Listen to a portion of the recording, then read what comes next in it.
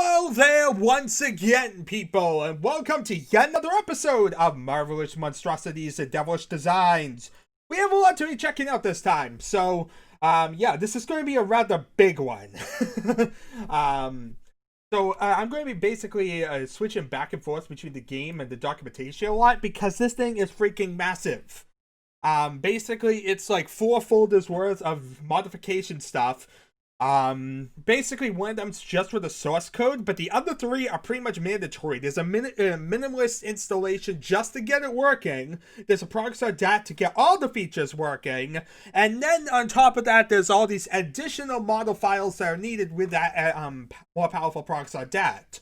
So needless to say, in order to get everything working, you have to use all these different little things, put everything in the right place. And yeah, there's a lot going on here. Anyway, this is Ultimate Quake, it's known as, made by Michael Gamalt. It was released on September 29th, 1996. This is the first release. I have no idea if any other releases were ever made. It was made for use with Quake 1.01. Anyway, welcome to Ultimate Quake. Apologies to id. I hope they didn't plan on using that title. If so, please don't sue me. Okay, now that the legal stuff is done, this is his first Quake project. He's done Aliens Doom 3, Aliens vs. Predator, Marines Doom, and Seeing Weapons 1, 2, and 3, all of which were total conversions. So, after Doom, Duke 3D came out, and he was thoroughly impressed with all the new features, as well as the nice little things, such as the little details and all that. And the problem was, when Quake came out, he was impressed with the look and feel, but extremely disappointed in the lack of details. For example, there was no ducking, no rotating sectors, no colored lighting, no bubbles when swimming, no swimming animations, no bloody footprints, nothing but the player went through teleporters, no ability to fly, no inventory, no little cool gadgets, no really creative weaponry, nothing. So yeah, that's basically a massive issue when it comes to Quake. If you're specifically talking about the vanilla version of Quake before you start modding in. This is a big goal of kind of what I'm doing on the server side, is trying to make it a bit more interactive while also being practical. So yeah. And basically this is a similar thing here. Basically, Ultimate Quake is an attempt to enhance the gameplay in Quake, as well as add some new weapons, weapon modes, as well as a magic system. So yeah, very different from my server in the fact that it's trying to go about things a different way. It's trying to add a bunch of different weapons and random garbage that I wouldn't care about on the server. So yeah. So basically what you see here is a product of 3 weeks work. Impressive that it took 3 weeks to make this complex thing. I think my server's been worked on for over a year. He started by combining patches that I found on the server, but I found various places, but soon found that others had already begun to release combo and compilation patches. Makes sense, that's a big issue. He wanted to do something more, since it seemed that many of these patches were more of an academic interest than really practical. Yep, I can totally understand that one, I've seen that a lot. He downloaded combinations of Godel, Das, and Scar and took a look how they were put together. Since he's not a programmer of any kind, he had a lot to learn. After messing around a bit and doing a lot of cutting and pasting, he started to learn what he was doing. In the end, he pretty much tore up all the patches he had and started from scratch. So yeah, basically it kind of summarizes my experience with Quake modding as well. You basically start copying and pasting a bunch of stuff into your thing, and then slowly but surely you start writing your own code as you're trying to make things more than what you found. And so you kind of get to a point where you're trying to make your own little interactive Quake thing. So, there's one big issue here. And it's an issue, if you're familiar with the server, you'll recognize entirely. He had a big issue with space. For some reason, which he has yet to resolve, Quake seems to have a size limit on its code. Yep, this has been the major frustration I've been dealing with. As he's not a programmer by trade, he's actually a filmmaker. He doesn't know if this is standard or if it's something that's easily fixable. If it is fixable, he'd appreciate a C programmer out there who might be reading this and let him know how. I'd love to know how as well. Please fix this and do it in 1996. He could put in a whole lot more cool stuff. Plus, he could put in the Spawn, Rotfish, Chthon, and Shub-Niggurath. All of which he actually had to remove in order to make room for his new additions. So yeah, there is no Spawn, Rotfish, Chthon, or Shub-Niggurath included in this modification. So yeah, it's kind of limited, needless to say. He had to cut a lot out. And that's kind of near the point where I'm getting, where I start needing to cut things out in order to fit all the code. So needless to say, we're kind of in a similar boat with this one. And this definitely would be interesting if there's a lot of features here that'd be worthwhile using, because I'm not sure if I'll be able to include them on the server. Oh goody, huh? Yeah, because he's having room issues too. So what do you combine with two modifications with room issues? I don't even know. I think just an overflowed mess. Anyway, that's the main thing which makes this release incomplete. Obviously, he'd like to be able to have all the monsters as well as other improvements. As it is, he had to compress the code like crazy by combining a bunch of different routines that were similar and having them perform differently depending on what information was passed to the function. For example, such as the launch spike function is used by the nail gun, super nail gun, hell knight, scrag, and spike traps, as well as the reflective shield spell. As a result, the code is more efficient. In terms of size, he's not really sure about speed, but it's a lot less modular. It's almost impossible to cut and paste this code into another application. So yeah, needless to say, I'm going to have a fun time if I find anything I actually want to use elsewhere because of its complex nature. He took some routines from other people's patches, but much of this code is original or inspired by other patches. Anyone whose work still appears here in its original form or modified is listed in the credits at the end of the file. So, with that in mind, that is basically the introduction to this massive thing. Let's actually load up the game itself and kind of get into what exactly we're dealing with, because we have a lot to deal with this time, as said, and I'd like to try and tackle as soon as possible. Now, I did start trying to do this one time before. I actually made like a 40-minute video or so, and, well, I happened to get a blue screen that entirely corrupted my video. So, needless to say, I'm kind of nervous doing this. I'm hoping I don't get that bad luck this time, and I guess as we play this thing, we'll see how far I kind of get.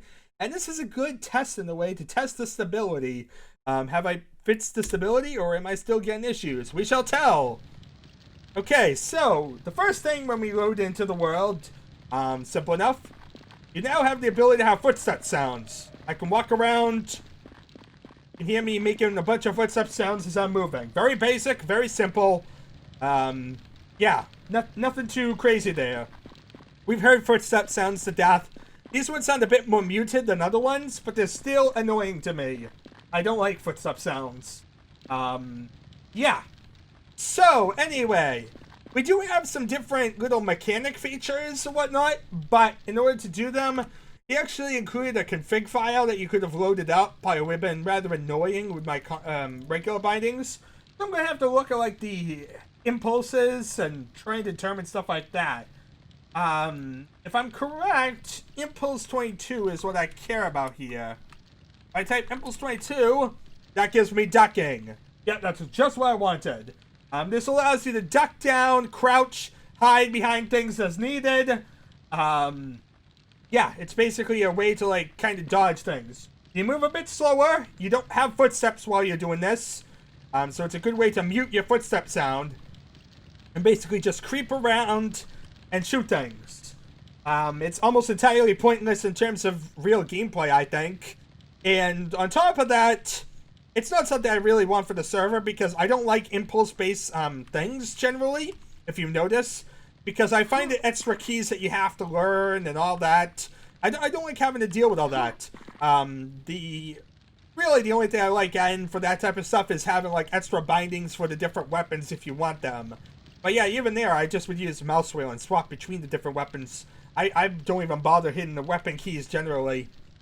So yeah, with that in mind, that is very simple. We can duck around. He wants to get some better poses or crawling. Right now, he looks like he's breakdancing. Of course, we can't really see that because we're in first person. But yeah, he's breakdancing right now, apparently. Get down, get funky, right? Okay, so Impulse 22, and we get back to standing. We're back to normal mode. So, that's that. Now for the fun part. Falling. If you come here, and you say, like, I want to drop down to that... If you notice, I just lost like 1/3 of my damage, my health. Yep, that's because this version includes falling damage. Do you hate this modification yet, people? Yeah, I don't like falling damage. Quake and fallen damage is a horrible combination. Why anyone wants fallen damage in Quake is beyond me, because pretty much almost all the levels were designed in mind without fallen damage. So trying to include that, you end up with a lot more punishment and a lot more unfairness for no real reason. You know, 5 damage when you drop, fine. But having it all of a sudden be that you're losing half your health or more because of how far you dropped, it's horrible. And yeah, that's basically it. It follows a realistic physical model.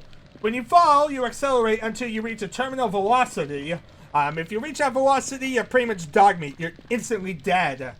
When you impact, you take damage depending on how fast you are falling and your mass.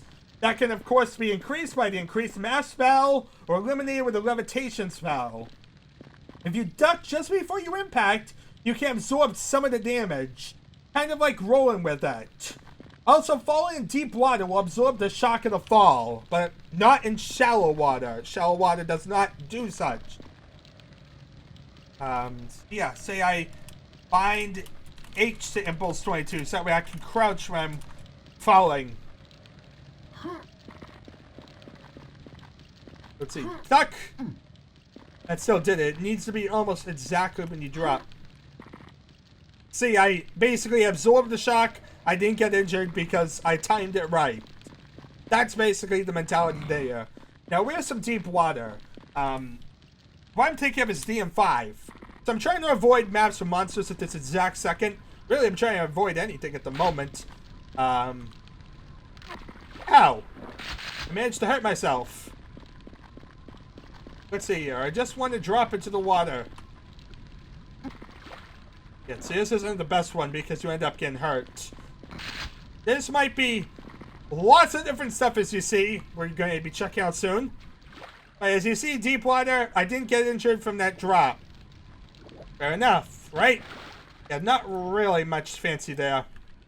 Let's see here. I want to get out of the water first of all, so that way I'm not drowning while I'm trying to do this. Actually, while I'm in the water, I should showcase this.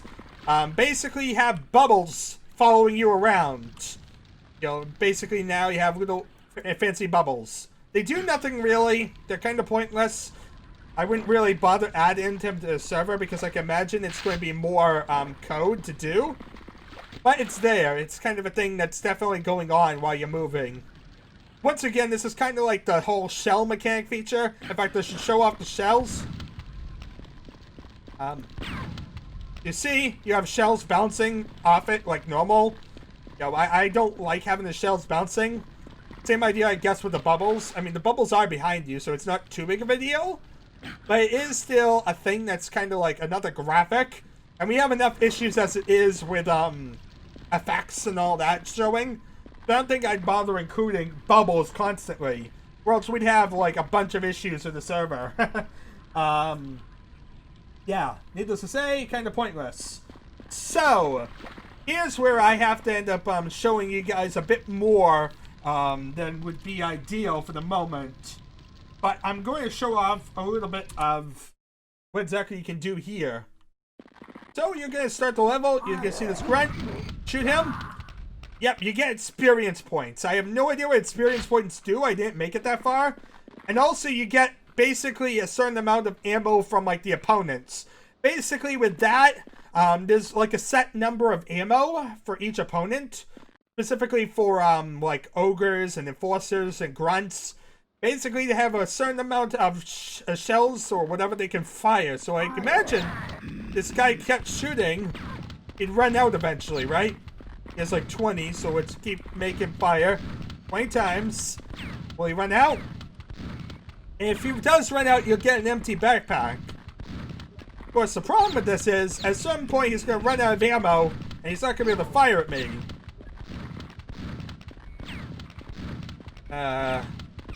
Right? Has it been 20 shots yet?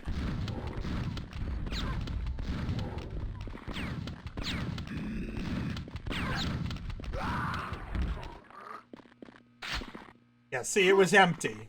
So, as you see, even though it does have that, really, he doesn't really run out of ammo, but he has a set number of ammo on him, and you want to kill him as fast as possible to get the maximum amount. Honestly, I find this really overpowered in the fact that you can get a lot of ammo from one grunt this way. Also, if you notice, solid bodies. You can push them around, you can do definitely whatever you want with them. Actually, you can see here. There's a certain binding I want to see if I can find here without causing too much of an issue. Let's see. I think it's Impulse 120, I want to say? No. Impulse 150. I remember from last time. Impulse 150. 120 something else, we'll get to that in a moment. Impulse 120, you move forward. Oh, wait, never mind. Impulse 150, since I have it bound anyway, I might as well show it off. Basically, if you remember the feigned death modification, that's all this is, Impulse 150. Oh, after a certain amount of time, Jib's Jib. So, yeah. Do whatever you want to do before then. Too bad. But anyway, you can feign death by doing this, and now it looks like you're dead. Except, you know, the backpack has nothing in it. It's just a trap backpack. Basically, it's a cool patch he found where you can lie down and play dead. Even towards an empty backpack. You cannot move or cast spells or fire a gun while feigning. Can't really do anything. You can look around, but when you do, your body turns. So don't move if somebody's looking. See, it's empty backpack. Now that's how... Oops. Yeah, there's a lot of stuff to point out. I'm basically showing off a bunch of stuff I didn't really want to show yet. Anyway, here's Feigned Death. And this time around, the monsters actually think you're dead. This is a big difference from last time where they did not notice you being dead. It still doesn't really matter much because they don't really go anywhere. So it's almost entirely pointless. I guess the one benefit is it allows you to get a break. But it's also a bit exploitive. Let me explain in a moment. Like, say I do it here, now he'll be unalert to me. He'll never try and chase me. So basically, I could just, like, feign death anywhere and, like, avoid him from attacking me. Plus, the fact that you could be, like, here, have, like, your backpacks, like, go into a world. It's more physics. It's not really that useful of a feature. Let's redo this. Bind H, Impulse 120, because that's what this one is. And the one I actually want to kind of show off first, but it doesn't really matter the order I show this in.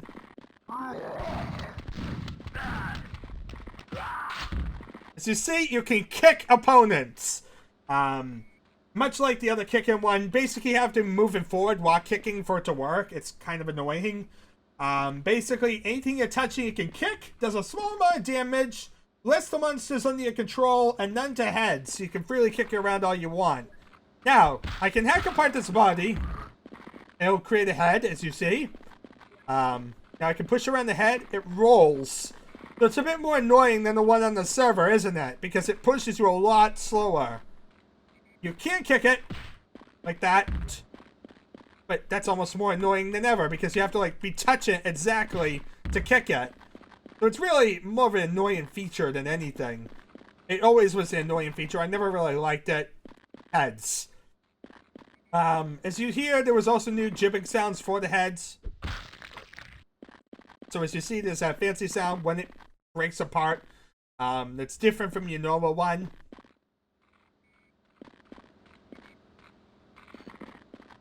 I'm not really sure that's needed at all. I don't really know why you need different sounds for different gibs. Or jibs.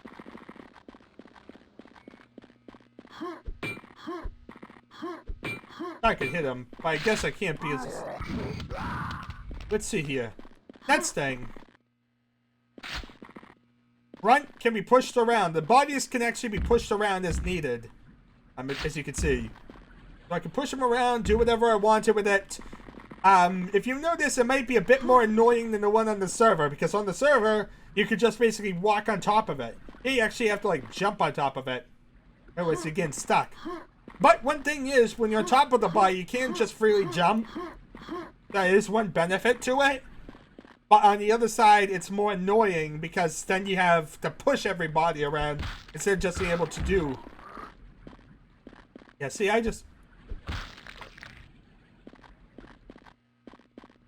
I think I just prefer the normal jib sound. We don't need, like, different head sounds as well. Might be a nice little feature to add if I have the room, but not something I'm really going to care about too much. Let's see here. Yeah, that's really kicking. Let's see here. Let's go this way. Excuse me. You can basically push these guys into pressure pads, or... If you're good enough, you can kick a head into a button. Granted, I'm not good enough to do that type of thing. But, first of all, if you push a body into the water... The body will float to the surface of the water now. That's a little important feature to note. Now you have this little head just floating around in the water. The one annoying thing about it is, look at its frames. It looks very choppy and terrible. But yeah, that's the thing. You have now these bodies that are like solid on here. And now I'm stuck on the body, actually. I'm like hack it apart. But yeah, basically bodies slowly move in the water, and it's really annoying. But yeah, they basically bob and drift. They decompose after a short time. You can activate buttons and pressure plates, kick a head at a button you can't reach, push a corpse into a pressure plate that looks like a trap. Sounds rather interesting. Due to the difference in body mechanics, it's something I like we wouldn't add on the server. Plus, it's not really needed because I can't ever think...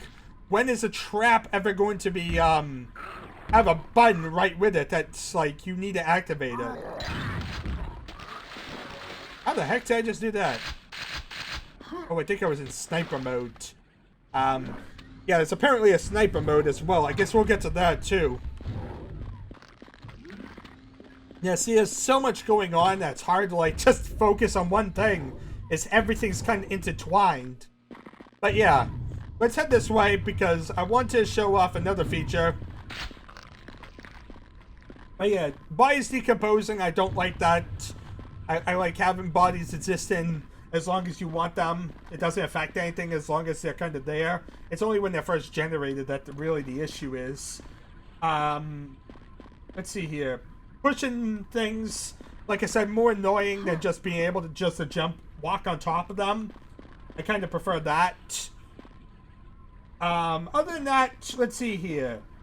Floating in the water, the frames look too horrible to really bother with. I don't like how choppy it looks. Activating buttons and pressure plates, like I said, I can't think of when a trap would be useful for that. I can't think of a single instance in really Quake whereby, like, pushing a body on a trap causes the trap to spring, and you really prevent it. Plus, if you're pushing the body onto a trap, wouldn't that mean you had to be close after a body to basically activate the trap anyway? Yeah, it seems kind of pointless. I really don't see that being beneficial in any way. Nice little feature, yes, but not really something practical. It's one of those gimmicky things, and so I don't really feel like I'd want to use it. Like I said, I really need to think about how useful things are. So, with that in mind, next thing.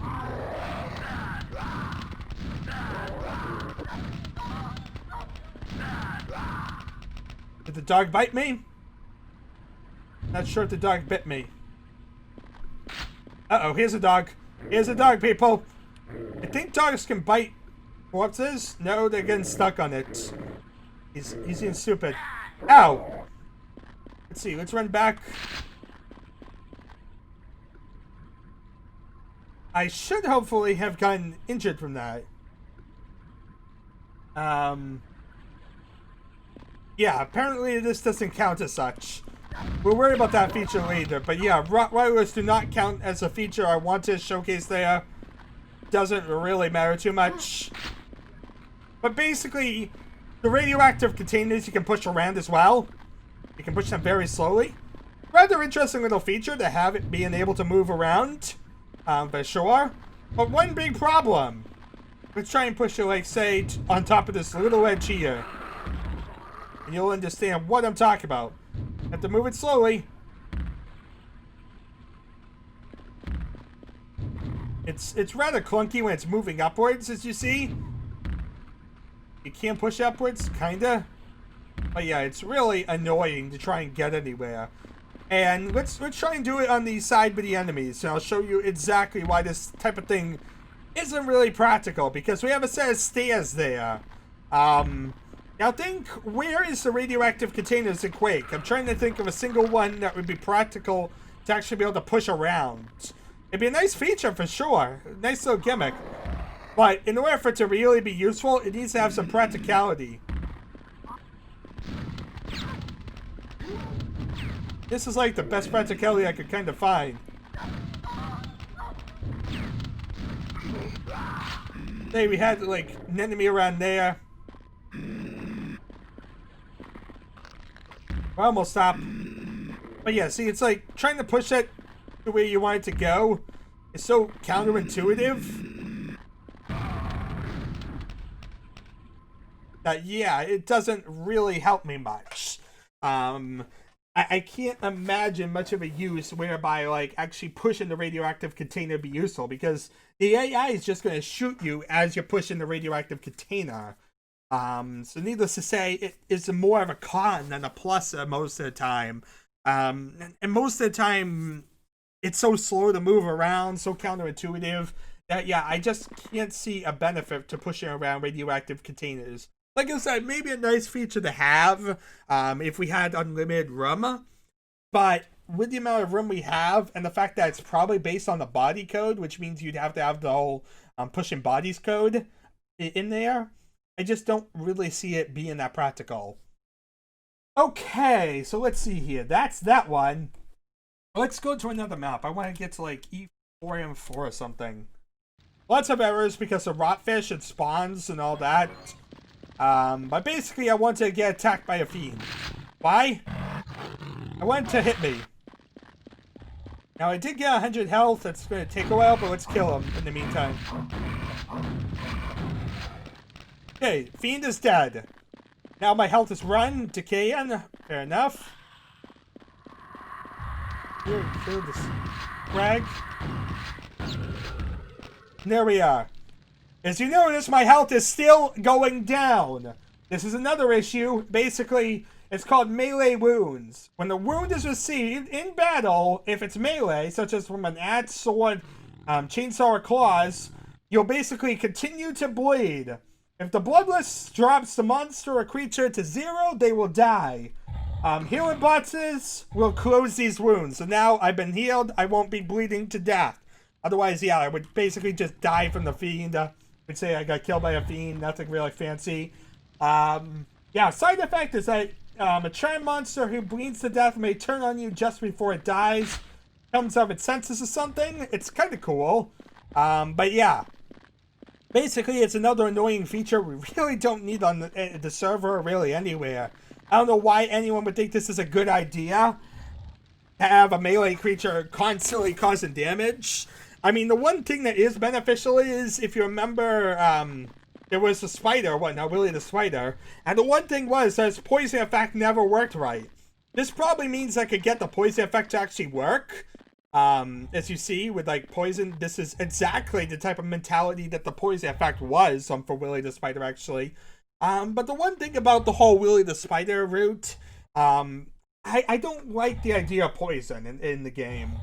Mainly because in order to heal the poison, you would need to use constant health packs. And health packs are kind of a limited resource. It's a thing that you really shouldn't have to be using much.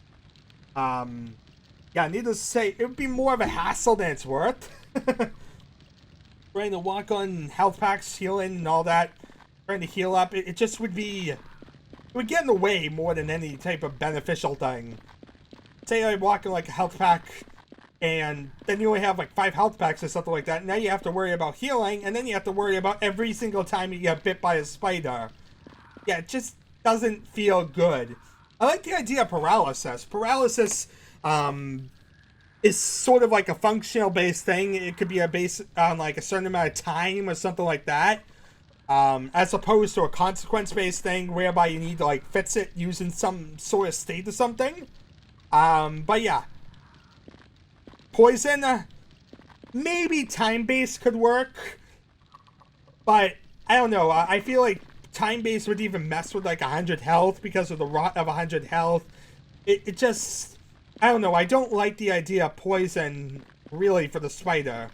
Poison's something I don't really like too much in games. I think the paralysis-based state would be much better as a general rule. We just need to get paralysis to, of course, get that working. And of course, that requires finding something that allows for paralysis. Which I'm not really sure if it exists or not. So, hopefully it does. Anyway, that is really melee wounds. Totally pointless, really, for anything like that. Let's see here. If we swap to E1M4, I guess. Because that's really the best example I can think of this. If I kill... One thing I also am noticing... Sometimes when you shoot at a wall, sometimes it's doing like a... Sort of like a nail sound, I guess you could say. Sort of like when you shoot like a nail at a wall, it does like that pinging sound. Normally you just shoot at a wall, it doesn't do that type of thing. I don't know if that's because of combined functions or if that was intentional. But it's a thing. It's there. Anyway. Ogres. No, they're a terrible gloriousness. I want to kill one of these guys. And now we'll play shoot these.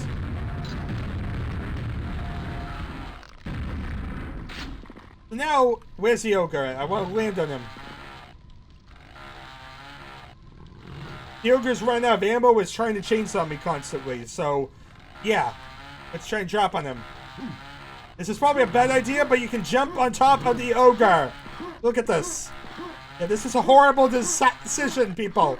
This is probably the point where they should punish you for this decision. But you can jump on enemies or whatever you want nowadays. The big problem with jumping on things... Wait, was that because of melee-based thing? Because I got away from him. I'm wondering if that was the melee-based thing because I got chainsawed and that basically caused me to continue taking damage. Because, yeah, I shouldn't have taken damage, but I did. Rather interesting. I thought that was only for axes, swords, and all that, but I guess it works for chainsaws just as well. Interesting thing, though, is that it does not work on the Rottweiler. Rottweiler still works just as default. That's rather weird. But yeah, chainsaws cause you to bleed. Be careful with the ogre. But yeah, basically when you jump on an enemy, you can jump on them like you do everything. You can jump on corpses, continue to jump on it. As opposed to the normal game whereby you jump on an enemy and you're basically kind of floating there until you get off them. I kind of like the mentality of that a lot more than this. It feels like this is almost exploitive to like be able to jump on anything wherever. It feels like it should almost be a consequence that you jumped on an opponent. Now you kind of like float slowly on him. Same thing with like a body. I like the idea of like having some sort of semblance of it being a solid body, but like have it move slowly, and you have to like hack it apart to kind of get it out of the way. It just feels kind of counterintuitive this way. It feels almost too easy to kind of get past things. So I'm not sure I'm a fan of that. But it's there. It's a thing. Okay, we've gotten past all that. Next is bind H, say to... Well, let's actually do Impulse 9 first of all. Let's get all weapons, all that. Then let's bind the H to, say, Impulse 20. This will basically... Impulse 20 isn't a valid key. Oh, my mistake. I needed to bind it to a key. Bind H to Impulse 20. And now if we do this and throw a backpack, is our backpack. We basically threw a partial backpack. Basically throws half of whatever ammo you have. So there we are. You get 100 nails, 100 rockets, all that. Takes like a second for it to like generate before you can pick it up. That's kind of important to know that you need a few seconds before you can actually throw it. So that is a partial backpack. You can do the same thing with a full backpack with Impulse 21. What am I doing? Bind H Impulse 21. And now if I do that, I threw all my ammo. Basically, of course, this is basically used in co-op and team play to trade stuff, help allies. I've stated a million times why I'm not a big fan of this. But there's a big thing to note. Because this one is throwing all of your ammo and everything, you can continue using your weapon that you previously had, even though you shouldn't be able to use it anymore. In this case, I had to throw an equip so I could continue using that. Yeah, basically, as long as you held the weapon that you had when you threw it, you can use it with indefinite amounts of ammo as well. Of course, I can't actually get up there and get back my ammo. You know what? I'm going to no-clip up there because otherwise I'm not going to be able to get back my ammo. It's kind of a problem, isn't it? I kind of threw it in a spot I couldn't get back. Fall damage. Brilliant. Okay, so say I had a rocket launcher. Now I'm going to throw my ammo. I'm going to do my backpack. I should be able to do it, but... Okay, I guess it doesn't work that way. It works for whatever default weapons were. In this case, you get back to a shotgun. So I get an indefinite amount of ammo for the shotgun, as you see. I can use it, don't have to worry about shells, don't have to worry about anything, as long as I don't pick up my backpack again. Rather weird, rather glitchy. Yeah, not really the best, now is it? So, one thing that is an advertised feature as well is that if an ogre walks over your backpack, he'll take your rockets. I'm not really sure if that works or not. Last time I tried doing it, it really didn't. So I'm going to try and do something and see if, well, this works. Well, like, run up here.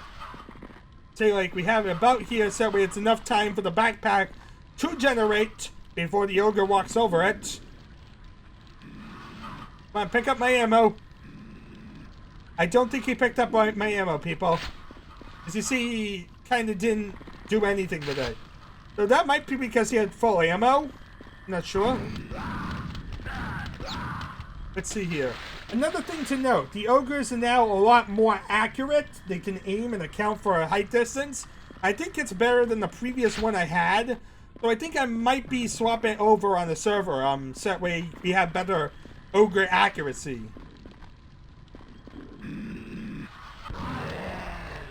Let's try and see if I can get them. You know what, I'm just going to reload because it's easier. But basically, if you notice, the ogre is able to shoot up here instead of his limitation before being stuck down there. He's a lot more deadly this way. Now, eventually, he'll run out of ammo, as you see. Now, he's just chainsawing endlessly. I'm going to throw down the backpack, and I'm going to run this way. I could get bit by his chainsaw, though. You come down here. You're really annoying me, buddy. Let's get some healing. I just dropped my backpack on me. Wait, this isn't really helping. Okay, I seem to have broke my backpack feature. Impulse 20. Well, Impulse 9. And then say we do Impulse 20. 1. My mistake. Impulse 21 for the full backpack. Come on, pick it up. Pick it up, stupid. Okay, this is getting annoying. I don't think he picks up ammo, people. Otherwise, he's really buggy. Yeah, ogres do not pick up ammo ever. So, that is a horrible bug feature that doesn't actually exist in game. Proven with this reckless endangerment to myself. I also could jump on him. That's a horrible idea, isn't it? So, let's see here. In Deathmatch, you could use this to persuade a player who is tagged you with a pipe bomb to spare your miserable hide. Don't bet on it, however. He says use the tele-eye if you have one, use a protection for explosion spell, or as a last resort, blow him away and take the punishment where his pipe bomb explodes as he dies. See the weapons and spell section to see what he's babbling about. He has a lot of funky stuff, as you see. Yeah, but basically, ogres should take the rockets, all the rest of the backpack should remain. You see, that doesn't work whatsoever. Okay, map start. So I want to basically throw some different little stuff around. I have a grenade. I'm going to throw this grenade into the teleporter. You see that feature works? That's quite a well-known feature. It's been used a million different times. Also, important thing to note. Lava balls explode. Yeah, it's rather funky how it works, but it's rather annoying to have them explode because it constantly is making explosion sounds. Also, funnily enough, they also, like, bounce. Yeah, it's a bit different of a property, but really not something I'd ever want to work with. I'm assuming maybe that was due to size limitations, as said, because you had to combine functions. But yeah, it's rather annoying. I don't like it one bit. One thing to note, rockets can actually be sometimes too fast. So if you fire a rocket, the velocity of it might be too fast and it blows up without going through a teleporter. Sometimes. It really is all random, as you see. Let's see here. Let's change to... what's a good level to change to? E4... No. E3 and 5. Wind tunnels. Why? Because I want to throw a grenade into the wind tunnel. You see, it goes along the route of the wind tunnel and continues shooting out. So even wind tunnels have the ability to propel things. Neat little feature, but since wind tunnels are such a rarity in Quake, it's almost totally worthless. But it is a little interesting thing if you don't care about size capacity things. One of the main things is the ogre having better range. That's like the one thing I really say would be worthwhile on the server. Also, ogres and demons sometimes chop up a corpse that gets in their way. Interestingly enough. I'm not really sure I can get that feature type working. Mainly because such a requirement would require... Actually, E2M6 is probably one of the better ones for it. Because everything is so tightly constrained there. Let's see here. Impulse 9 it, I guess.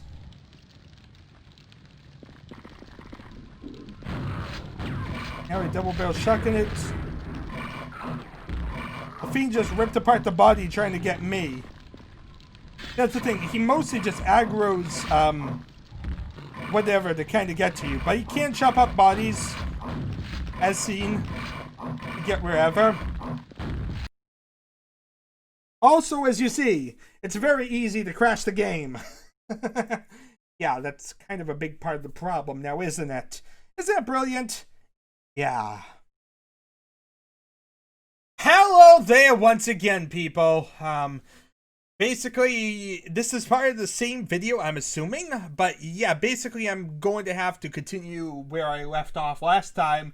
Essentially, I managed to make a little checkpoint there in my video. And then right after that, I blue screen. Yeah, for some reason, I'm having a lot of blue screen issues lately. And I'm starting to wonder if it's a modification. I know it sounds crazy. I know it sounds odd to say a modification is able to cause a freaking blue screen. And yet, I don't know what else it could be. Nothing else really seems to make much sense in regards to the blue screen thing. So, I'm blaming the modification instead of anything to do with my hardware or anything like that. Because I've recorded how many videos and I don't ever have issues with blue screens. I've never had an issue with having a corrupt video, nothing. Since like the days of Heretic and all that back in 2014. So, yeah, needless to say, this is a rather weird one. This is a rather weird issue, and I'm not exactly enjoying this one. So, I think we were at the monsters section last time around. Hopefully we were, and hopefully I'm not missing anything. But yeah, let's load this thing up, get underway, see what exactly there is to see. Oh yeah, I talked about the ammo. I talked about running out of ammo, all that. It's a good way to give charm to summon ogres more ammo if you use the throw partial full backpacks function, I said. But then I was there. Okay, yeah, ogres and demons sometimes chop up a corpse if it blocks their way. And so I went to like E2M6 and tried showcasing this, and that's when everything went downhill. But let's do it again. Oh yeah, did I mention ogres are a lot more freaking accurate?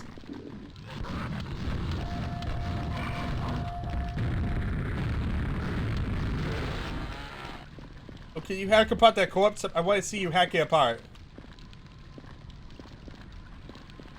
No, hack it apart. Monster? Okay, he's being too smart for me. I wanted him to hack apart the body. Hack apart the body, buddy. Okay, you just jumped. Because you were aggressive to me. But you know, I wanted you to hack apart the body and be smarter than that. But okay, fine. He can hack apart bodies sometimes. Somewhere. I'm not sure when. Let's kill the fiend, I guess, maybe. I don't know what I'm doing.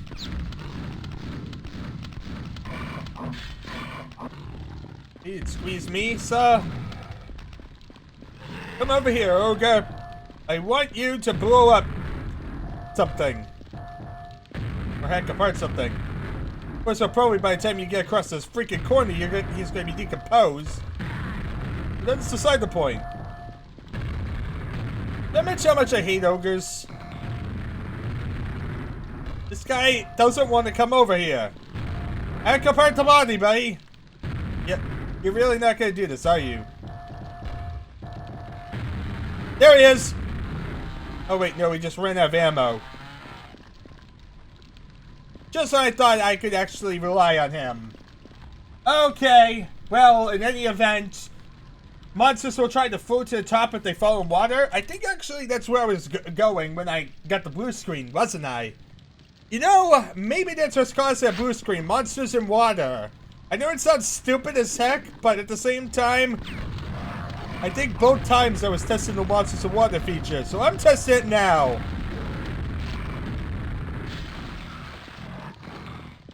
I think he just hacked apart the corpse. Hi there! There we are, that should help you. And no free edicts, it just crashed. That didn't help me. Game, I want you to allow me to put the fiend in the water. I have a fiend, I have some water, I want to put the fiend in the water. Amazing concept. I know it's totally original. This isn't really working out for me, people. This ogre is too powerful.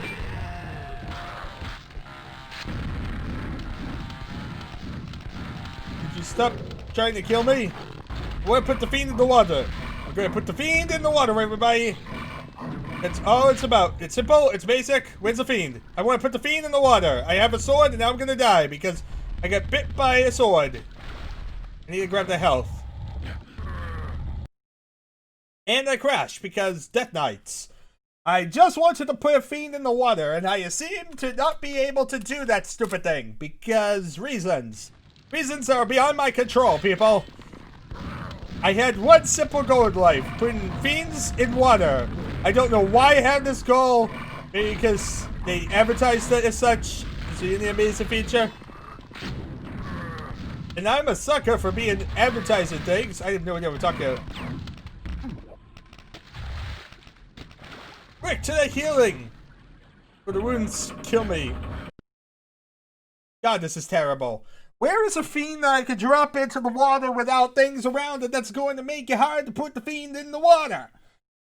I mean, seriously, there's fiends in this water. Why can't I put the fiend in the water? Okay, you know what? I'm going to go to E4M4. This is horrible. Because there's lots of error messages and stuff like that. Let's see here. I'm going to do no target, no equip it, and I'm going to walk all my way. My little funny Buddha boots is here. And I'm going to run all the way to a place where I can put fiends in water. This is obvious. This is what I need to do in order to accomplish my goal. I have fiends, I have water. We have 3 fiends, we have some water. This is going to be horrible. Watch this. As I horribly die trying to put some fiends in the water. I'm going to put on God mode so that way I don't die. I put a fiend in the water. There's a fiend in the water, guys. He should be swimming to the surface any time now. There's a fiend in the water, everybody. Swim to the surface. It's logical for you to swim to the surface. I know corpses can, but monsters are supposed to be able to too as well. Monsters will try to float if they fall into the water, they say. That's not exactly working. The Fiend's in the water, and the Fiend's not doing anything in the water. I think the Fiend isn't going to do anything, people. That pretty much sums this up. Okay, Ogre's aim is better, accounts for height differences, blah blah blah. Anyway, let's get to weapons. The changes to the weapons used to be more drastic, but they weren't really useful. So we trimmed it down to the weapon modes. Weapon mods they use the most while playtesting. Here they are. All the ultimate modes can be accessed by prepping the weapons number repeatedly. See the keyboard sections for more details. First of all, we have the ATS. First, we'll talk about melee mode. Melee mode's basically the same as the original ATS, except that it can cause melee wounds. You hit him, you cause a melee wound, right? Now we wait for him to bleed to death. You look at his enemy sprite, you can see there's like a light bleeding. Yeah, it's going to take a while, people, for him to die.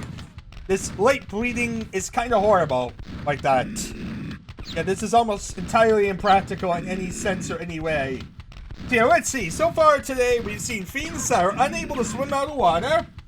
That's horrible. Lots of crashing issues, because we do. And, what else have we really accomplished that we didn't really see last time? Because, yeah, the ogre's, aim is kind of better. Sure, that's something I'm adding to the server, but that's not exactly something I'm doing yet. I have managed to add the explosive boxes to the server and the ability to, like, move around. Oh yeah, and look, he's dead, but he's not dead. I just got 60 experience points and he's still freaking living. Also, look at this. The counter's going up every time, too. This is really horrible. What have I done? What have I done, people? I'm getting my counter to go up without doing anything. He's a solid wall now. And he keeps dying. How many can we go up to? Can we get up to like the 42? Come on, keep going, buddy. I wanted to get more points from you. I love it. At this point, we're just really getting excessive.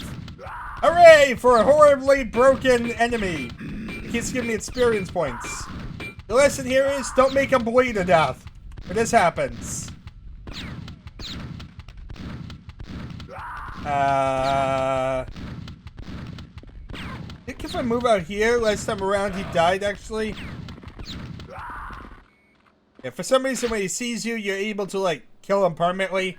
But now like half the enemies on the map are like already accounted for it as being dead.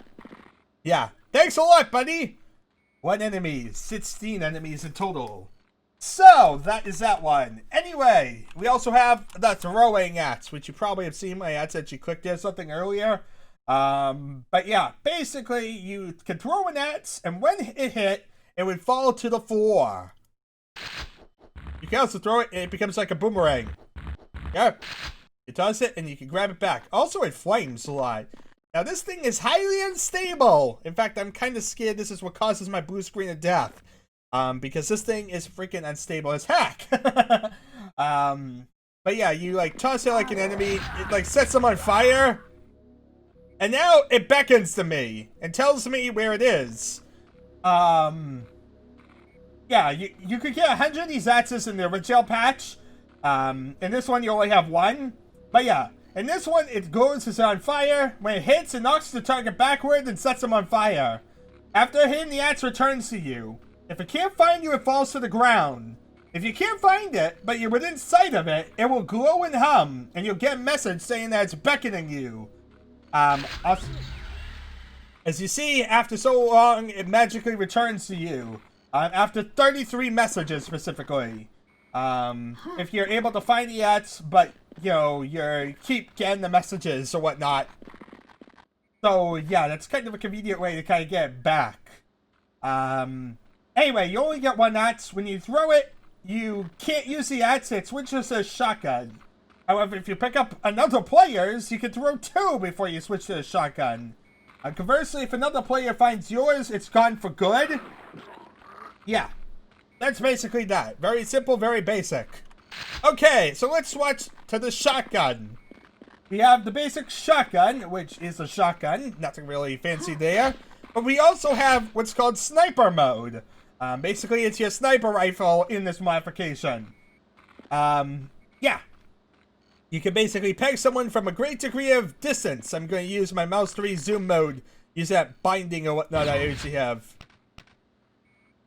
But that didn't really work. Come on. I want to peg you.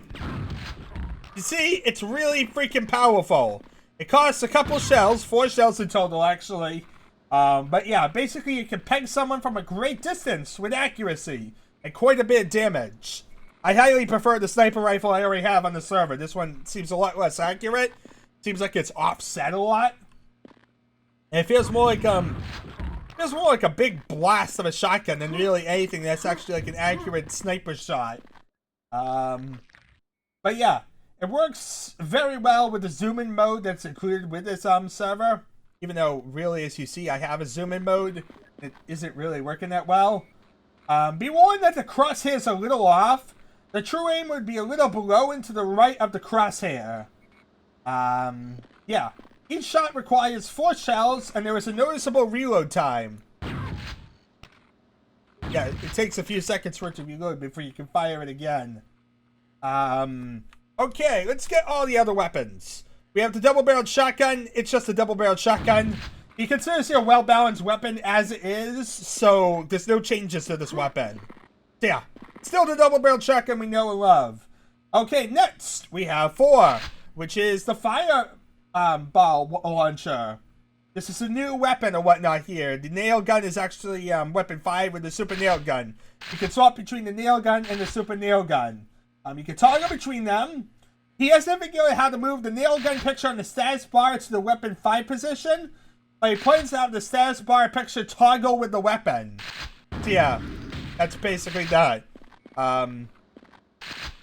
There's the fireball launcher or whatnot, which you can use either the flamethrower or the fireballs. Basically, you get this weapon when you pick up the rocket launcher, apparently. And yeah, that sounds very simple, doesn't it? Let's see here. No target, no clip my way, because I gotta get to the area with rocket launcher in this map. I don't think so. Where's a good rocket launcher? Even M5, I guess. Yeah, that works. Even M5, the giant open courtyards. You see, you get the rocket launcher with rapid fire, homing, and spread modes. But you also get... You get the rocket launcher. Okay, you don't get the rocket launcher.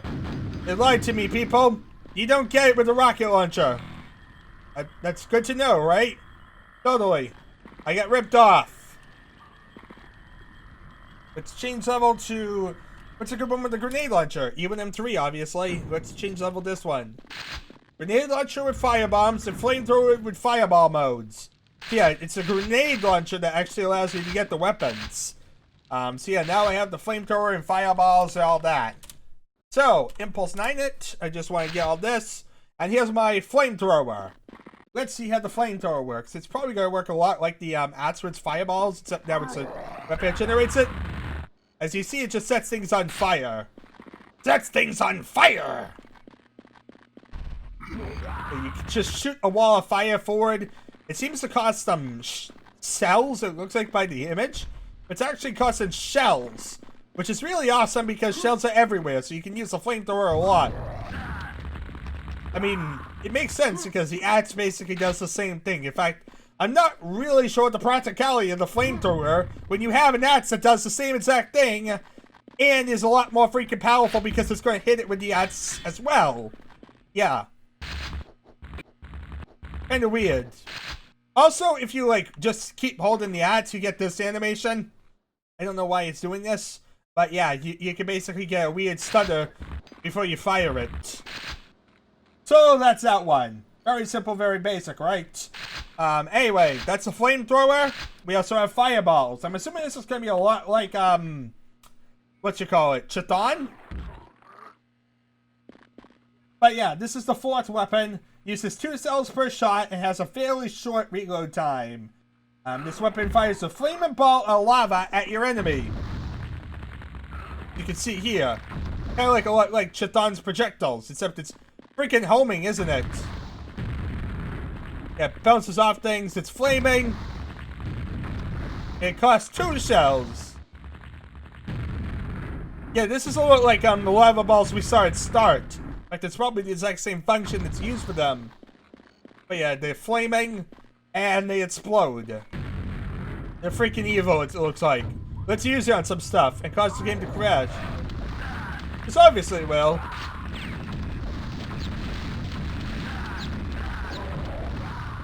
Set everything on fire.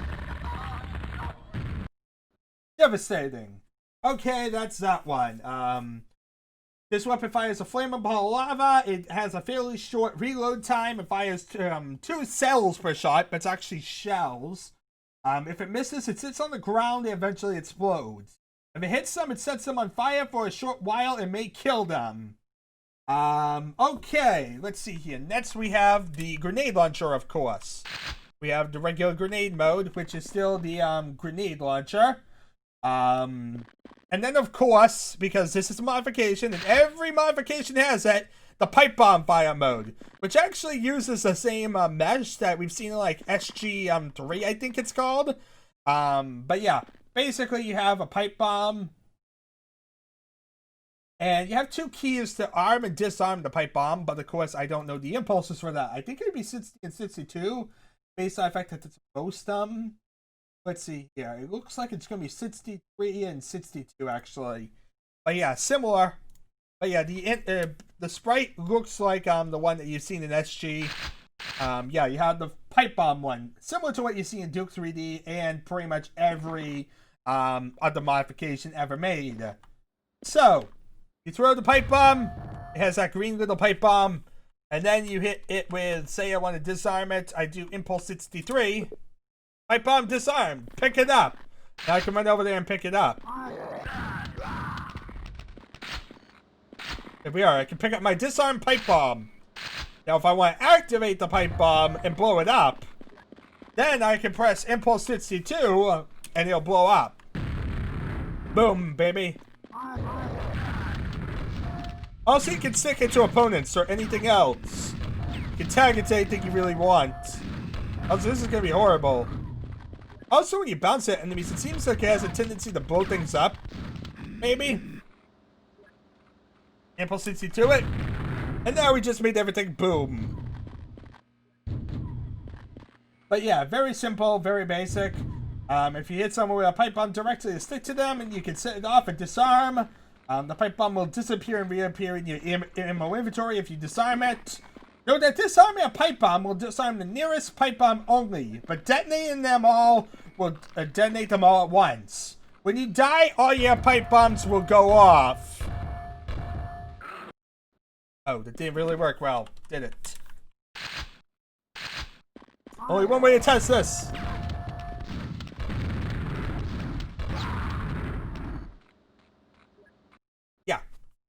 That didn't really prove much, did it?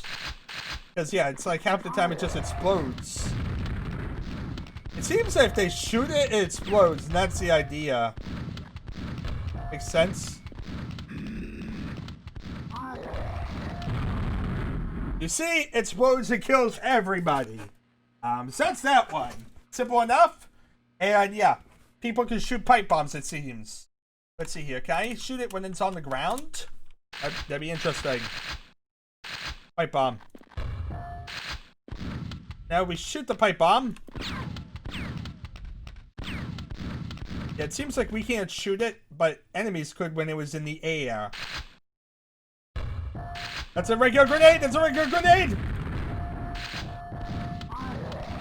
Yeah, it's not working too well for me to actually try and shoot it. But it seems like it does definitely blow up, based on the fact that when I try to shoot it at an enemy, like this grunt here, it just blows up. So, rocket launcher. There's 4 modes for the rocket launcher, actually. Yeah, it seems like one of the most involved weapons of them all. So, With that in mind, we have the normal fire, the normal rocket launcher here. Die. Regular rocket launchers, of course, the same. Next is a rapid mode, apparently. Rapid fire. Just can shoot a bunch of rockets. Also at homes. It fires a maximum of 10 rockets in succession. Basically, it's a lot like the spread gun from Contra or something like that. It spreads in a random manner, some of which may home on a target. Each one of these rockets has about 1/5 the damage of a normal rocket. Okay, so it's a lot weaker.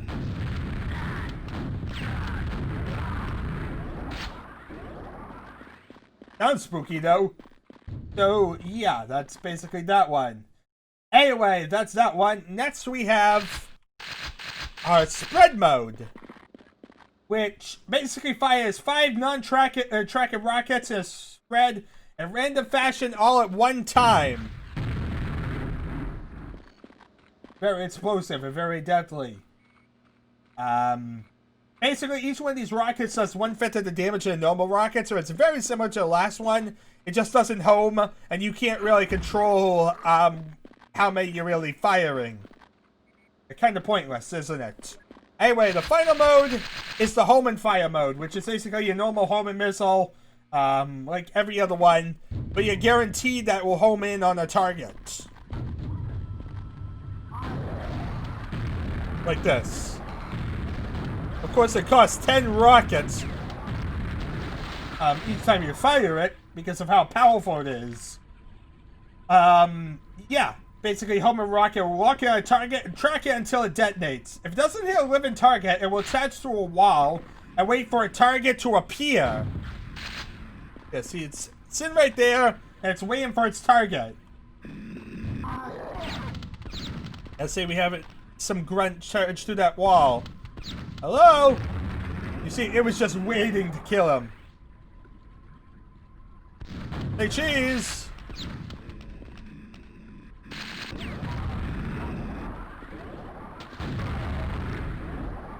So, yeah, very powerful, very basic. As said, you have basically, like I said, your home and fire missile. So, now I have this home and missile. It's in right here. I'm likely never going to have it hit anything, right? Without killing me, at least. Anyway, when it does, it disengages in the wall when homing on the target. Also, that if its target dies before it gets there, the rocket will home in on the next target or attach to the floor and wait for the target to appear.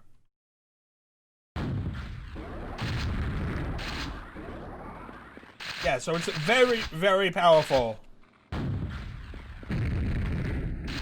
Not helping too well when it's so hard to kill it before it dies. And all that. Yeah, I couldn't swap in time because it has like a delay after you fire it. You can't swap guns. So, anyway. Say if you don't want the rocket to sit around, you can detonate it with the same key as a pipe bomb detonation. Can you disarm it with the same thing? No, you can't. It's stuck to this wall and it's going to stay there. But you can detonate it. It's the same key to detonate it. So when you set off your pipe bombs, you set off your rockets as well, and vice versa. Each of these rockets does the same damage as a regular rocket, but has a noticeable reload time and costs 10 rockets per thing. Anyway, as you might have noticed, here's the laser rifle. You can swap between it and the Thunderbolt.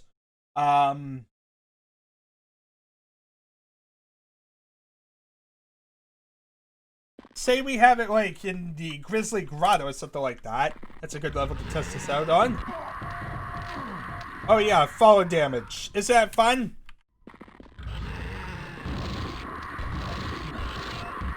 Oh yeah, normal Thunderbolt in your Thunderbolt nature. It's the average Thunderbolt in your Thunderbolt days. Thunderbolts are awesome in Thunderbolt ways. I know what you're talking about, people. Banzai! Go forth into the water, my son. Together we shall find the evilness of You see, if you fire into the water, you can kill anything that's in the water now. We've seen this before, I think. So it's nothing really too new, but it is a feature here. As long as you're not in the water, you basically will cause damage to anyone in the water, depending on how close they are to the point of the lightning's impact. So yeah, the laser rifle is made by Shift.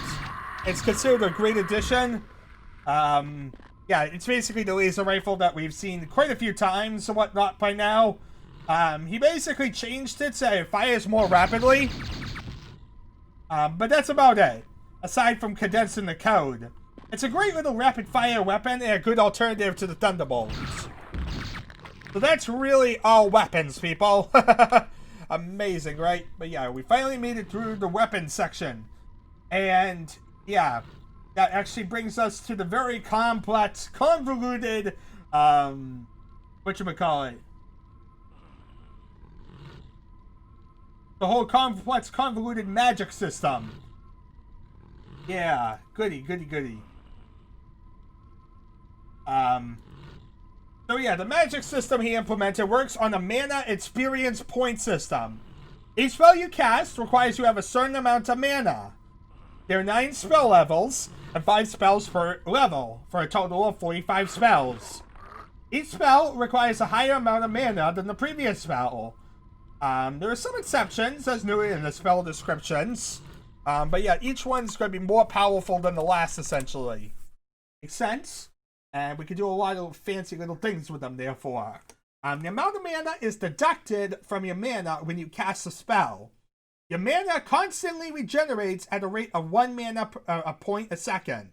Your maximum mana is related to how many experience points you've accumulated. You get experience points for every time you damage or kill an enemy.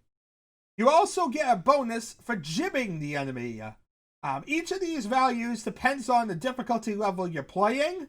The higher the skill level, the more experience points you will get for each hit, kill and jib.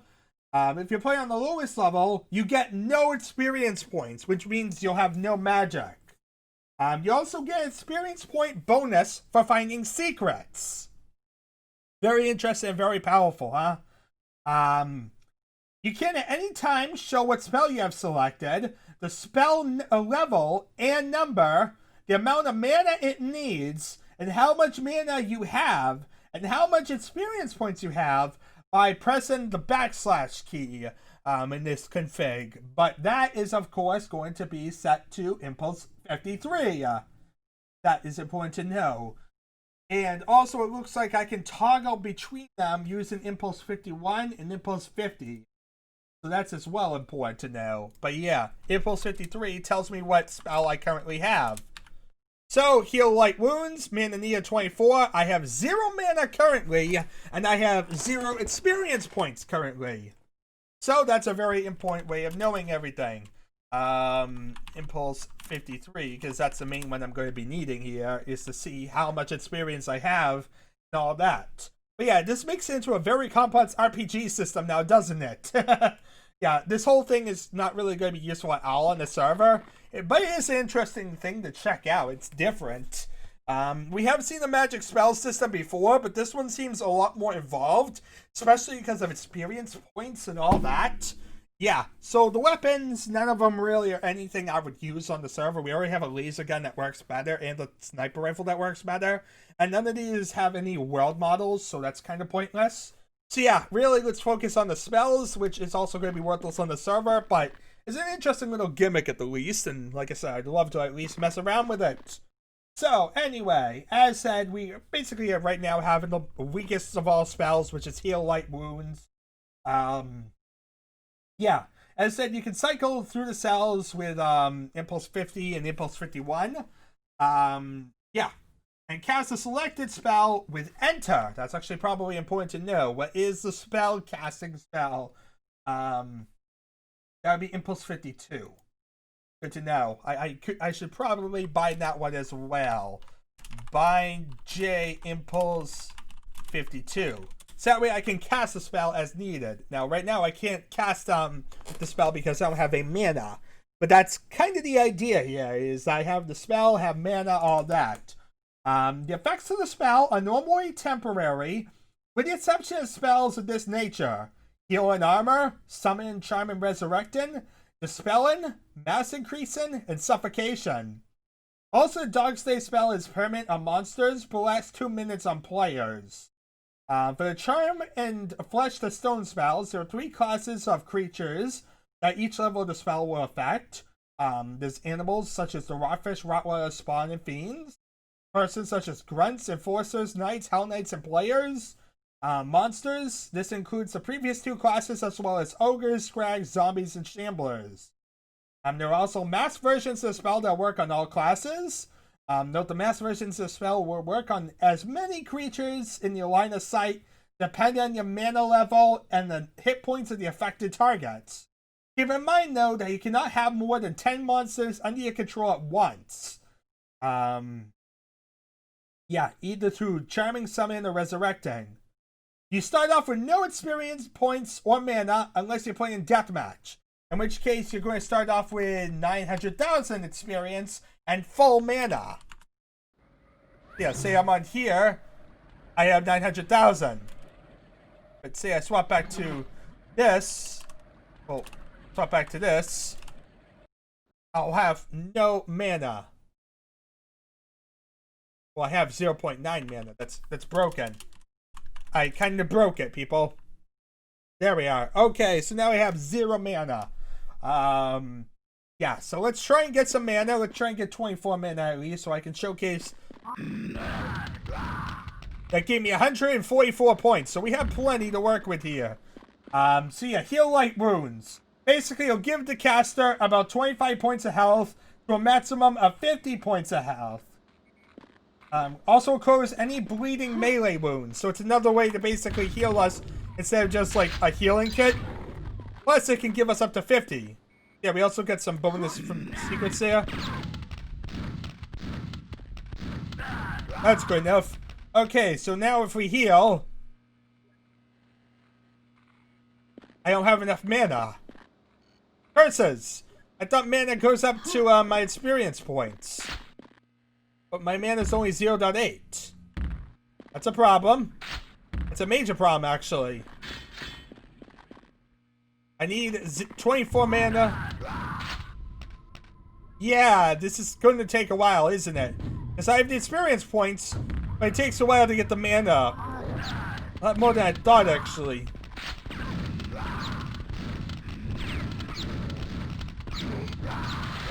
Okay, you need to kill a lot in order to kind of get your mana supply up, actually.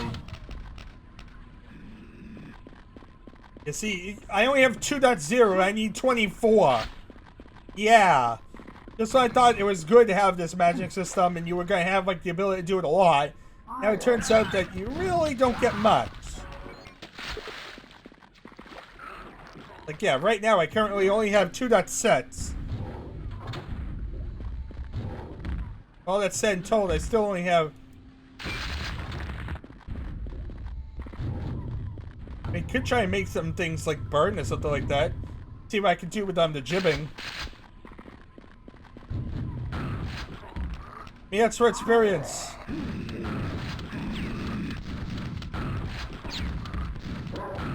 I want to like devastate. Because this will boost up my mana quicker.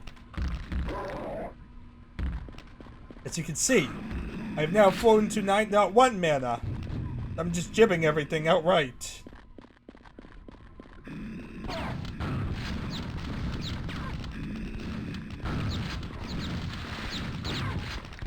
Well, it's a slower mode of attack, but it's definitely jibbing everything and giving me more points therefore.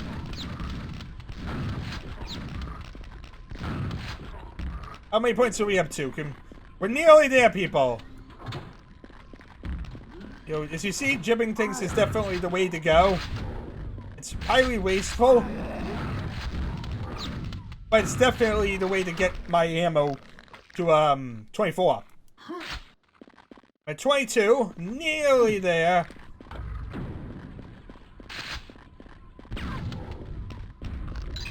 Two more secrets.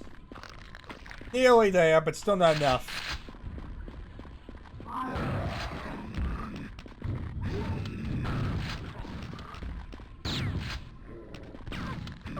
Yeah, I'm playing a bit recklessly, ain't I? Yeah, so now I'm back at 0 mana, sadly. But let's switch to sniper mode to begin with. Die. Yeah, that gives me 1.4 mana per every hit.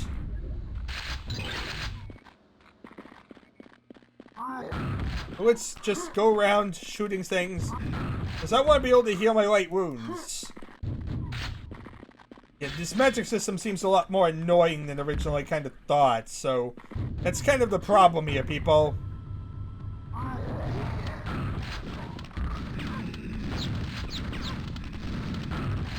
Keep shooting, just keep shooting. Don't stop coming, they don't stop coming. They won't stop running. It makes sense not to live for fun. Brain is smart, but your head is dumb.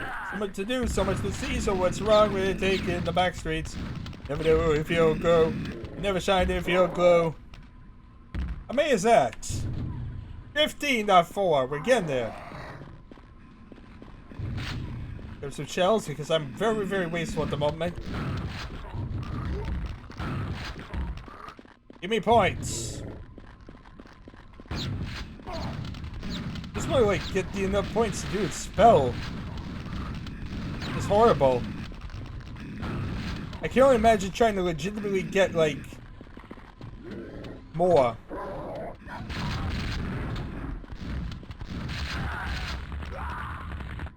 So anyway, how many points is that?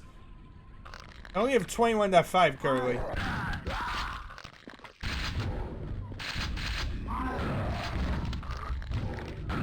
Back into sniper mode while I can. Now we have 24.4. Let's use this light healing. Now, let's see here. 25 plus 23 equals what? Would that equal exactly 50? No, that wouldn't. It would actually be 2 less, wouldn't it? Oh, God! Nearly died due to falling. That's always brilliant. And now, say we add 25 plus 7. We're going to equal 33? 32, I think? 32, I think, yeah. So, I hit it. Gave me 35 because there was a random number between there. So, my mana is now dropped. But I think it will build back up automatically. Yeah, that's the thing. Now I can freely use that spell as much as I want. That's the main thing. You need to work your way up to have the mana you need. But once you get to that point, then you can kind of do whatever. So, Impulse 50, I guess. Impulse 51. I think I'm going the wrong way. So, Iron Skin. I'm going to need 28 mana now for this one. So, it's slightly more than the last.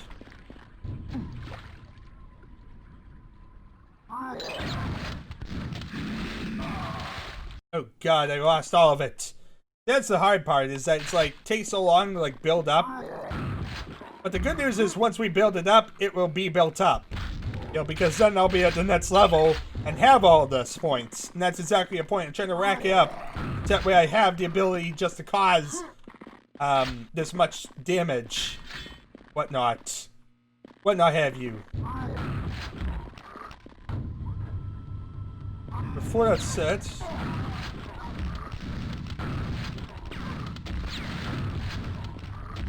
Like I said, it's like RPG. We need to grind our system up.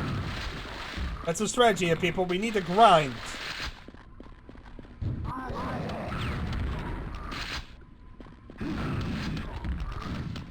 Okay. Keep going. 15.1. This is a good level just to build it all up. We're getting close to the ability to be able to heal light wounds again. Definitely be helpful.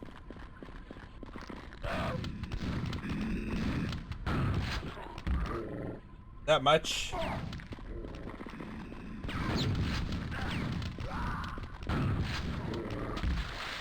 Okay, 19.6. We still don't have enough.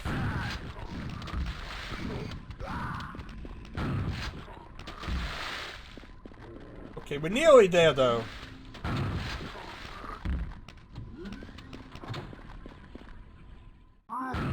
Right, we're almost there. 23.8. Not gonna have enough for another one.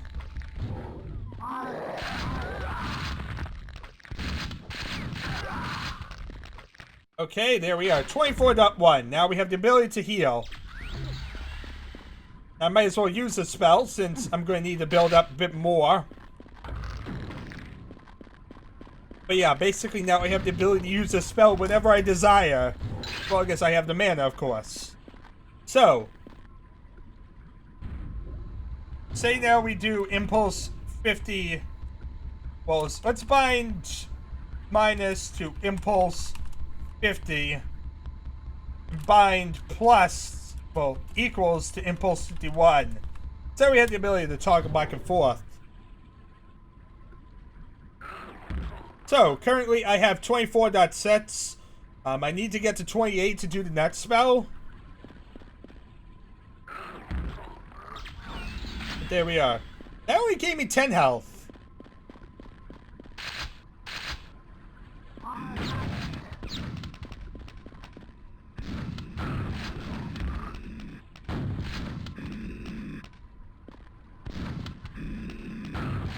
Trying to jib as many as I can because that will give the max point value. Okay, so I could heal light wounds if I wanted to. Probably is a good idea. But I also have enough to do the next spell, actually. Oh, I already did that one? I must have not got the secret down here. Let's go down there and get my health. That way I also have the ability to use... Gotcha. Okay, so right now we have 29 sets. Let's see here. Next is Iron Skin, which sounds like it's going to be some sort of armor thing. And yes, it hardens your skin, equivalent to having about like 100 class armor. Yes, let's wait until we actually get back towards the other area because we want to be using it. I think it's only temporary. But it's basically like a temporary set of armor. Yeah, so it's like having green armor, except, you know, you can have it wherever. Makes sense? So, Iron Skin. There we are. Now looks like we have Iron Skin. We have our green armor on. As you can see here, it's very blatantly the green armor. Anyway. Now we need to build back our mana value. Let's continue working up. I should need to build up more mana so that way I can kill more stuff. Do more fancy spells, of course.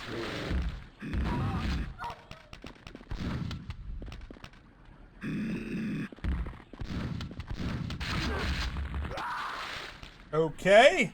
So let's see here. We have 38.5 currently. Our mana is now building back up, as you have noticed. Let's see here. Next spell is 32, and that's Resist Fire. Basically, it makes you resistant to all fire and lava. That, of course, is something we can't exactly check out right at the moment. Because I'm trying to basically be progressive with the system and actually, like, check out everything. Yeah, that one's going to take a little bit to get to because there's no lava anywhere near here. Oh, it's kind of slime. But this is a good time to build up my stats, I guess you could say. Build up so that way I have the ability to do more powerful spells. I really need more ammo. Let's see here. If I get the biosuit, is there more ammo? I think there is. This is probably a horrible idea because I'm going to not have much ammo for the next level. But at the same time, I'm trying to jib as much as possible before I lose my ability to really be able just to jib everything. So there's my yellow armor. Not sure if I'd ever have run out of Iron Skin. Yeah, I don't think you actually run out of Iron Skin because it's made to be like a free green armor. That's really what it is. It's a free green armor. Yeah, so I can freely heal and freely use green armor as needed. And I can be resistant to lava if I really need that. But of course... Oh, that's right. Nail gun.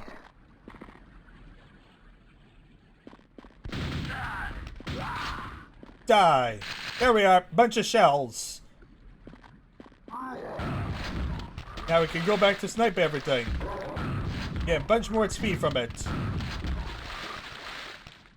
That way my mana is just building up very fast to a point I can actually use something else. In fact, what's next? Illumination, 36. So what does Illumination do? It will light up any target. If it hits a moving creature, that creature will be lit.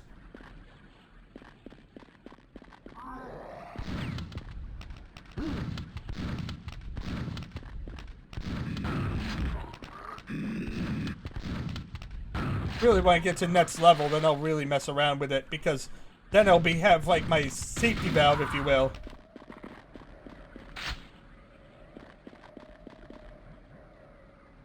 Five out of 6. What am I missing? Missing one of the secrets, people. Let's see here. I got the one yellow armor. I got that one. Did I get the other weapon? Yes, I did. Oh, I didn't get the quad damage. Okay. Grab the quad damage. While we're here, I think there's a health. No, I guess it's gone. But yeah, that gave us the maximum amount of mana we really could kind of get for this level. And that way, next level, I can actually use Illumination without feeling too much guilt, because it'll be at the start of the level. That way, when I die, I'm not exactly losing out on different stuff. So, Illumination. Did I use it here? Oh wait, that was heal light wounds. Whoopsie daisy. Luckily, my mana's building back up. So, there's Iron Skin, Resist Fire, Illumination. That's what I wanted. Hit this enemy. It will light him up. There we are. It's basically like a flare, except it sticks to an enemy, essentially. And illuminates it. I'm almost curious if I should make, like, a different key, like, for my...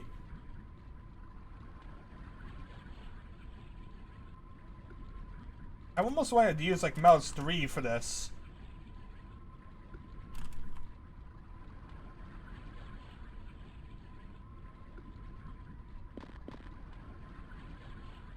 That was more identifier about it. Find mouse 3 impulse 52. That way I can use the spell as needed. That way I can just cast it without having to deal with too much. But yeah, it lasts a temporary amount of time, as you see. Nothing too fancy, but it's a thing. Here we are. Gave us a little bit more experience to work with. Let's see here. If I cast it at a wall, it can light up a wall as well. Yeah, it's basically like your flare, except now it's a magic spell. Of course. Just a basic flare, lights up whatever you want. So, next is Flesh to Stone, Animal. We'll need 40 mana for it. And as said, animals are basically only certain ones. Basically, it's a rotfish and spawn, both of which aren't in this mod. Also, Rottweilers and Fiends. So, basically, we can turn a Fiend to stone using this mod. Yeah. We can also dispel magic, which will dispel any magic effects on ourselves. This is the first spell in level 2. But this is, of course, pretty much worthless, because while I'm cleansed of all magic, there's really no magic effects that are going to be applied to me, because there's no enemies with magic effects. So that was almost totally worthless. Really, I like heal light wounds and the free armor. Those two are the ones that are more beneficial. And Resist Fire could probably be useful once we hit the lava-based levels. If we actually make it that far in this playthrough, without blue screening or whatever. So, yeah, that's basically that.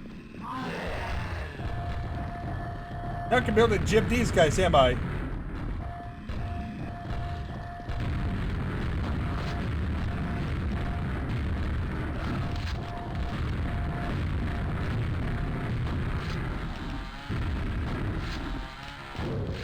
Yeah, these guys I might as well just shoot with.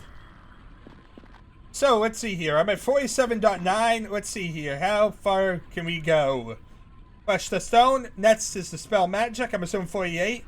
No, we need 80 now for the next one. That'll be summon Scrags. Yeah, we'll need 80 mana. Means we need to work our way up a lot. So, yeah, we definitely have a little bit of a gap between the spells we currently have and anything more powerful. Let's get a bunch more experience points. That way we can actually test out this thing. Plus, it's a good time to, like, work towards the Fiend and be able to, like, turn it to stone. Because that's the thing when I hit the Fiend I have to do, is turn it to stone just to see what it's like. Okay, sniper mode really only works on grunts. It causes about, like, 80 damage, it looks like. Okay, we're at 50.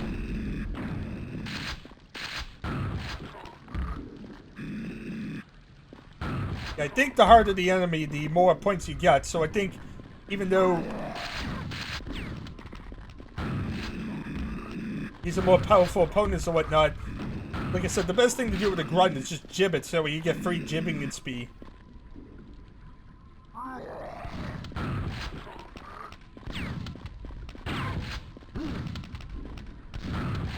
Okay, so let's see here. We are now at 59. Still have a bit to go to get to 80.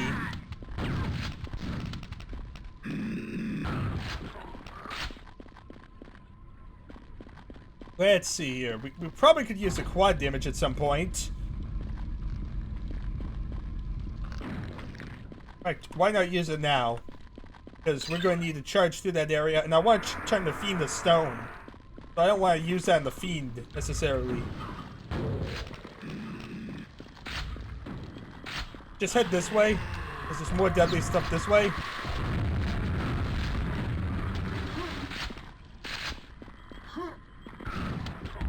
Give me a health. I need health right now. That was more valuable to me than using the quad and waste it. In the last second, I also managed to get one quad down.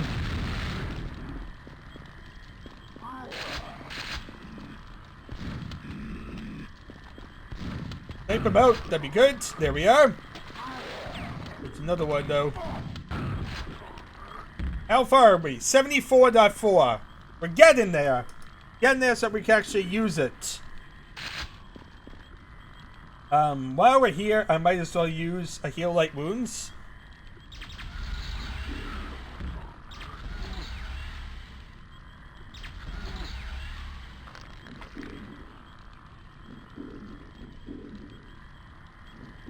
And it needed 24. I have light wounds, don't I? But yeah, it's not working. Like, it doesn't like you using the same spell twice or something. Weird.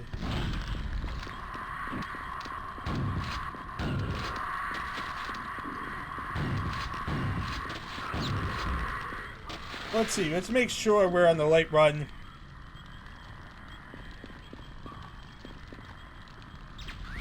Yes, you're not healing me. Which ain't good. Light thing ain't healing me right. I don't need something not healing me. That's always a bad sign. So let's go through. Let's get some armor. Armor. You know, I want to turn the Fiend to stone. Maybe I should wait to the start of E1M3. Just in case anything bad happens. Because I don't want to die and lose all my XP this level.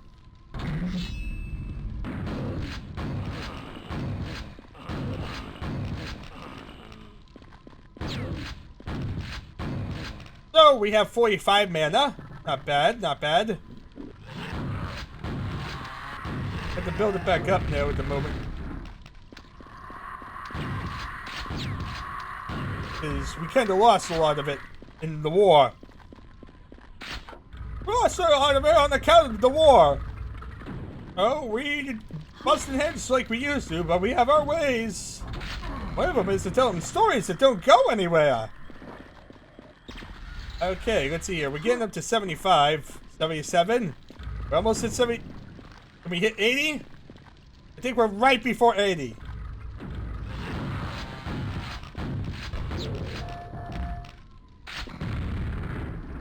Up the sniper and jib that guy. The points.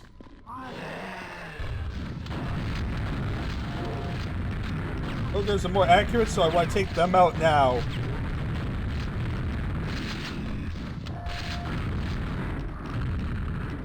See, that's what I meant.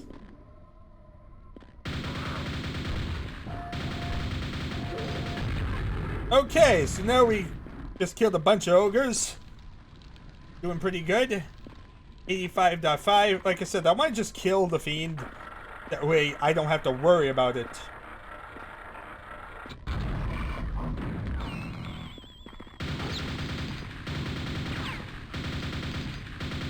I'm just going to take advantage of this fiend. Kill him.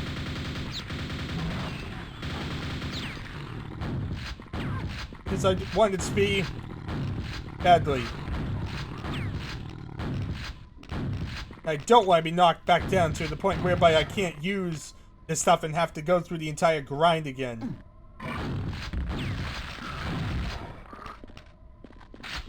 That works. There we have more XP.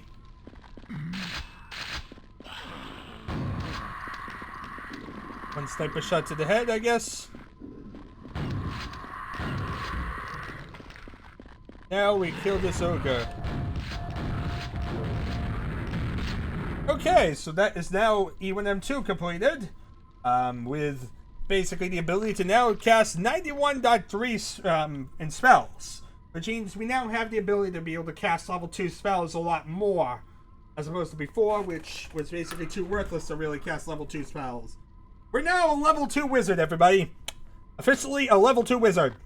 Also free shells. Give me that. Okay, so now I can actually mess around with some spells. Now that I actually have the ability to do such. So, first of all, let's see here. We have the ability to summon a scrag. As said, this scrag will do my bidding for me. Zombies are useful to kill, though. Also, it seems like my rockets can go above 100, if you notice. Looks to me. Owie, that hurts a lot. You hurt me. You shamed me. Have a scrag. There's a scrag, and he'll work for me. Now we have an infighting scrag working for us. Well, that was pretty pathetic. My scrag was killed. But yeah, you can summon scrags as needed and have your pet scrag defend you in battle. Also, the interesting thing, it doesn't seem to cost any mana. Hilariously enough. So I can create an army of scrags. Look at this. Kill them! Okay, you're just kind of killing each other at this point, buddies.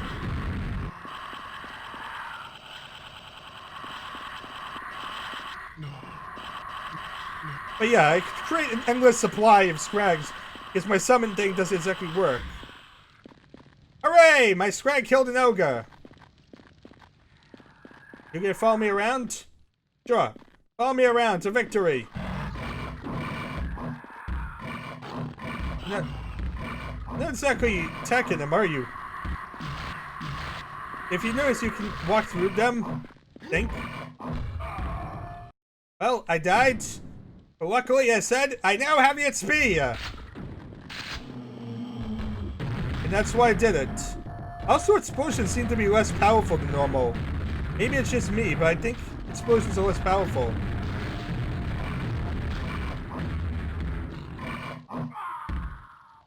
Okay, let's see here. We want to swap it to Flesh the Stone Animal because I want to make my fiend here into stone.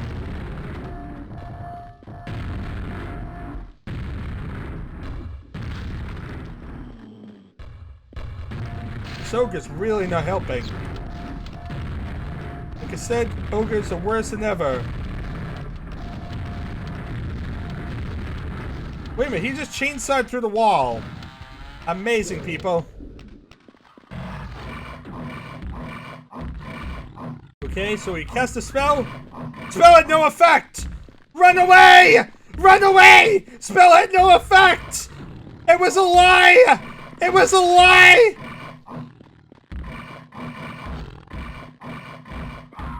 It was a lie, people! They said spell would have an effect, it didn't.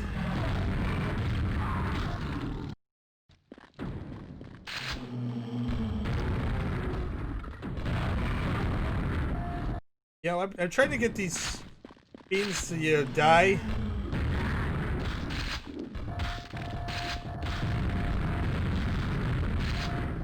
This ogre's really annoying me.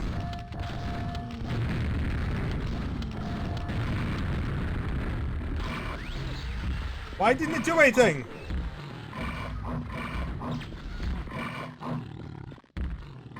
Because I'm just healing light wounds, that's why. Wait, thing. Moving, keep dodging, keep dodging. 37 out of 40, 39 out of 40. Well, no effect. I love it. This is the most worthless spell of all time.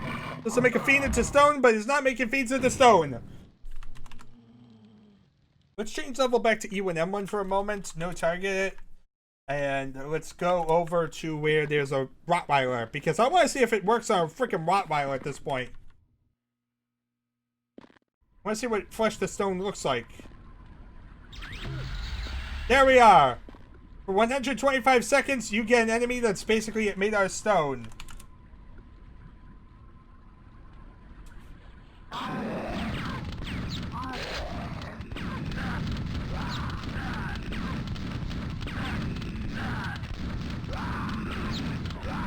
As you see, we can break him apart and just kill him easily.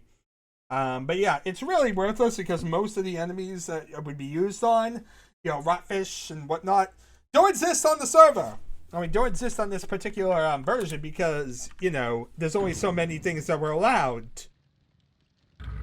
So anyway, we have the ability to summon Scrags. We also have now the ability to protect against explosions, which is probably very useful against, you know, ogres. So yeah, this will protect the caster against any explosions, such as grenades, rockets, exploding boxes, all that stuff. So, for 1 minute, I'm protected. You see, I'm totally invulnerable. Very useful spell in this case.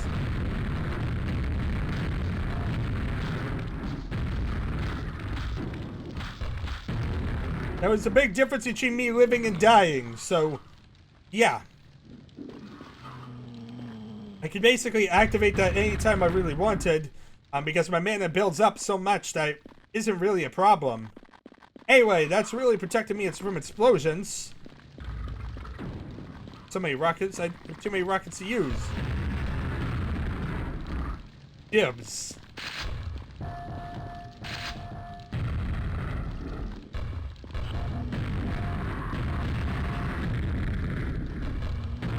Like I said, this really helps a lot. Be able just to do some jibs, something like that. Do some ogres.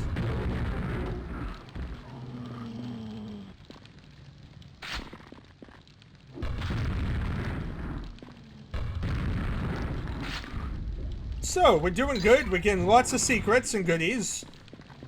Should be ready to actually check out something else, I guess. But I guess we can come down here and clear up this area. This is relatively easy and gives us some more XP.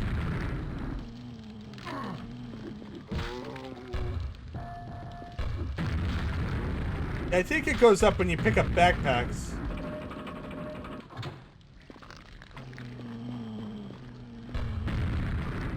It's good because explosions seem to have less of a blast radius than normal.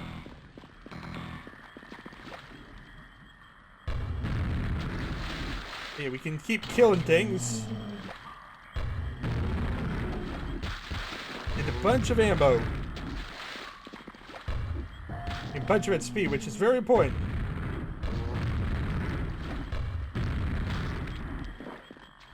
Alright, so, one more thing. Let's get the secret down.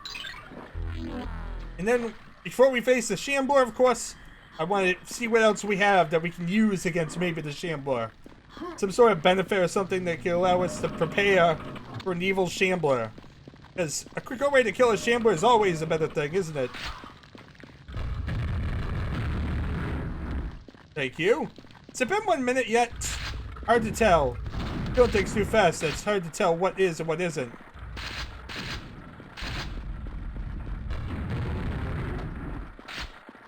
Give me rockets. Let's see. Blowing up stuff. I still have the Ring of Shadows on. It hasn't disabled itself yet. So I'm going to freely walk around to kill some scrags.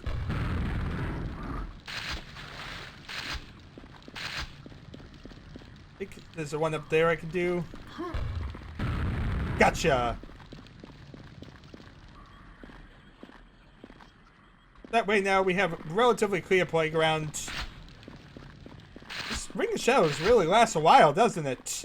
A lot more than it used to. So anyway, yeah,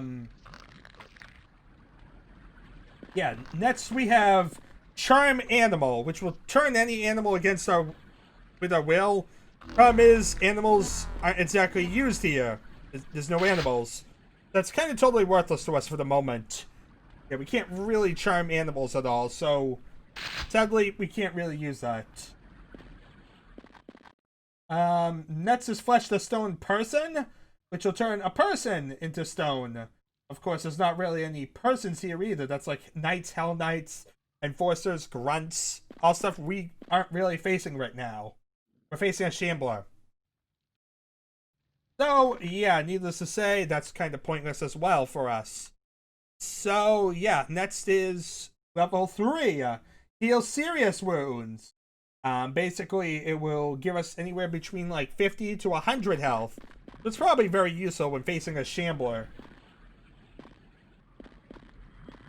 In fact, at the moment, that seems like the best thing against the Shambler.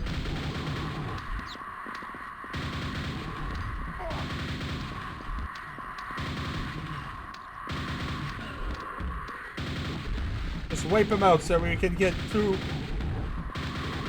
this area. I gotta charm some animals. Okay, let's see for some freaking animals. Okay, another Shambler. Obviously.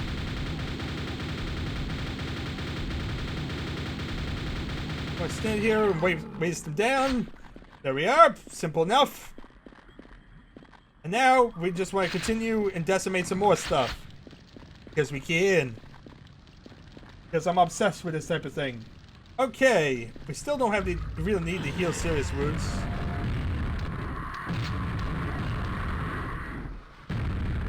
Owie! Let's heal some serious wounds! So let's see here. We are currently on heal serious wounds. We did that. That healed us most of the way back up. That actually gave us like... What was it?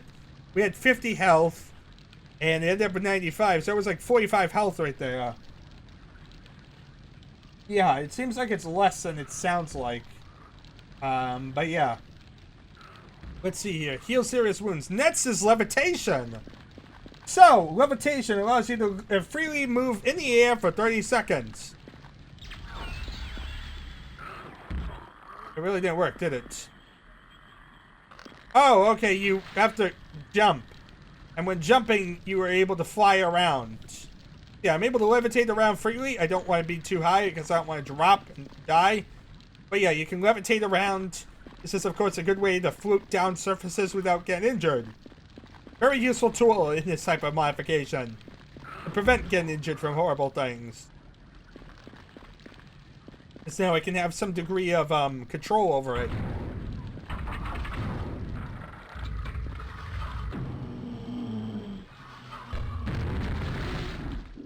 Wake up, buddy. Okay, let's wipe out some more zombies, get some more goodies. I mean, we're doing good, definitely, again, at speed. Very quickly, we've flown through the ranks. Now that we're actually getting that speed to begin with, it's definitely a lot quicker to get spells once you have spells to begin with. Especially a Nightmare. And lower difficulties obviously be a lot worse.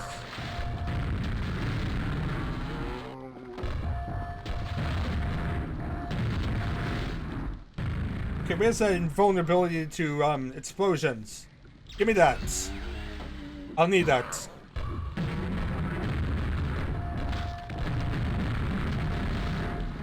That helps a lot.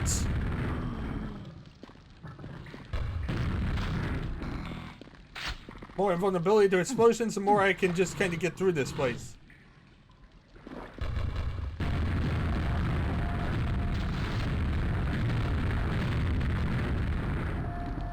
Okay, pretty good. Wipe these guys out.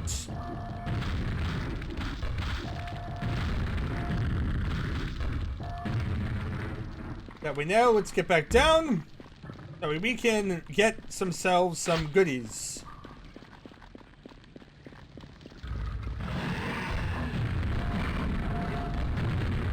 Killer Fiend. We don't want to have that being a problem.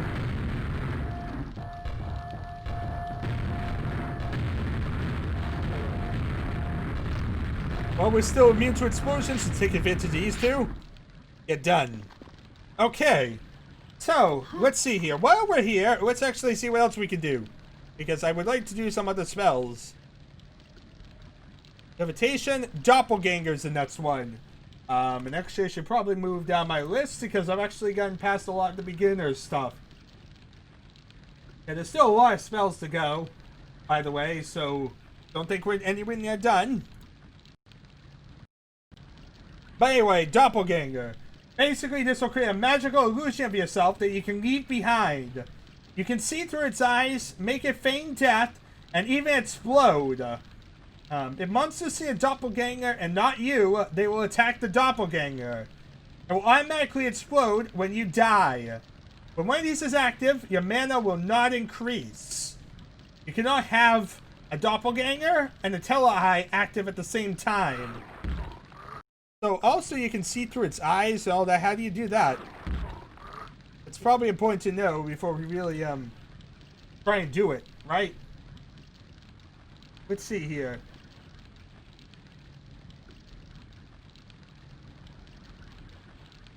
Yeah, see, you want to do it with H, J. J is be able to see through its eyes. H would be deactivate. K is going to be detonating it. L is feigning death. Yeah, we have a couple different controls here we want to really be using. Messing around with, to say the least. Let's see here. First of all, we want the doppelganger. So, this is my doppelganger. It's basically like a hologram. The big thing is he has a really weird, disturbing face. But yeah, otherwise, it's basically the basic hologram-based modification that we've seen to death. But done in a bit more of a fancy and interesting way by having this freak face. That's who he is now. He's the freak face. Impulse 30 would deactivate him. Makes sense, and that will build back up my mana supply. Let's build it back in again. And now, let's see here. That's Impulse 70. Right? That was Impulse 70, I think. Was it Impulse 70 I did? Let's see here. No, it was Impulse 30 I did. So Impulse 30 is that. Impulse 31 allows you to see through the camera, through the eyes of the doppelganger itself. Impulse 31 off. Impulse 32. Oh, thank God! I nearly detonated the hologram. That would have been horrible. Would have been very horrible indeed. With me standing right next to it, I don't like that. Impulse 33. There he is. He's pretended to be dead. There he is. He stopped feigning. There we are. Little fancy functions that you can do. Impulse 34 does nothing, but yeah, you can basically do a couple different things with your hologram. remove the hologram, get some different... We gotta get more health. Definitely. Let's get back to full screen mode. Actually, if I'm gonna do that, I need to get back to, where I was in this list. Because this list is so freaking large. But we're getting there! Yeah. But yeah, Doppelganger. Currently, I have a low amount of mana. I definitely need to build it all back up. I'd like to have detonated it.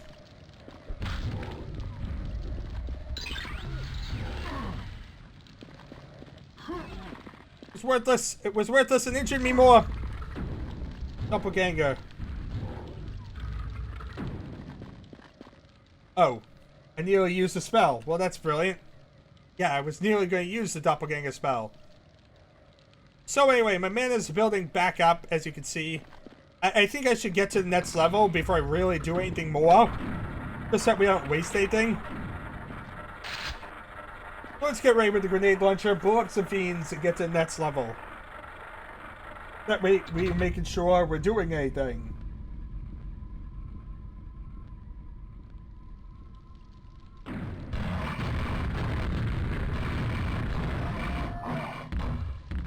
Monkey men.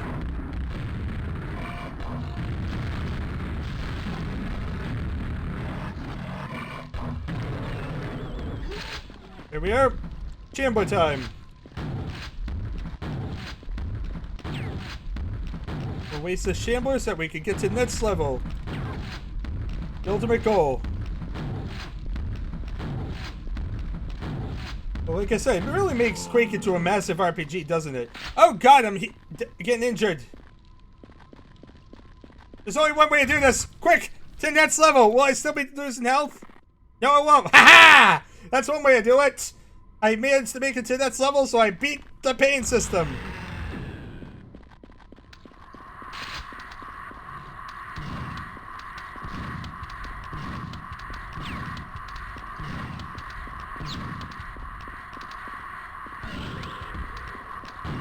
Alright, buddy. Okay, so let's see here. We currently have 149 things of mana, really. We have the ability to do, like, a doppelganger, as said. There's my doppelganger. Let's get away from him, because I'm going to hit Impulse 62 now. Where's it? Impulse 32. There he is! Detonated! Let's restart. And now let's change level to, I don't know, E1M1 again? Because I need to get to the Rottweiler for really some of these animal-based ones. So now we want to charm this animal.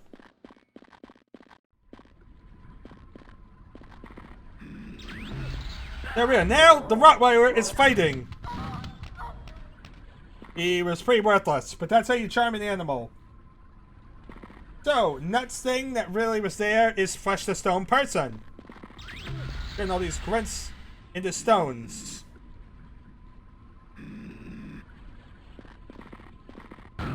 Hey, you can break them apart, you can turn them to stone. Boom, bye-bye. Very nice. Okay, let's change level back to E1M4 and make it continued where we left off. So, let's see here. We're building up our mana supply again. We got Charm Animal. We got Flesh to Stone. We had Serious Wounds as well, and Levitation. Doppelganger.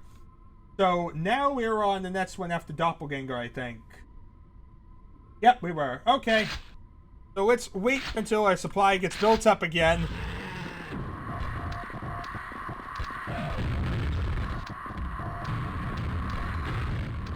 Re-healing!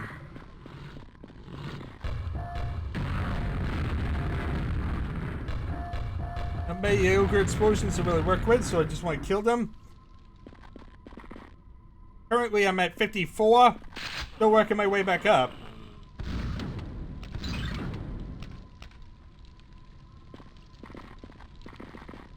On guard, buddy. So So, let's see here. We just want to keep going. Because we want to get some more resources, basically. So you should use some more grenades. Good scrags for us. Gibbon scrags can only be a good thing.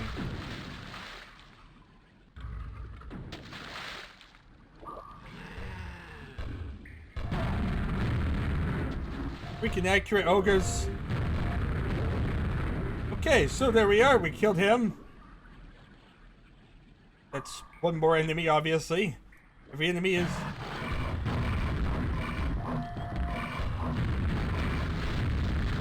going to our quest.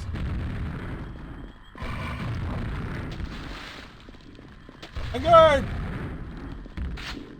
Of course, they hit me, so I lost a lot of health. But luckily, I also have a lot of mana now. Which means, give life force. Target.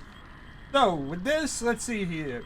This basically does it on a charmed or summoned monster, or another player if you're in team play or co-op. And basically, it will close the melee wounds and bring their health to your level. You will lose 10 points of health for this, though.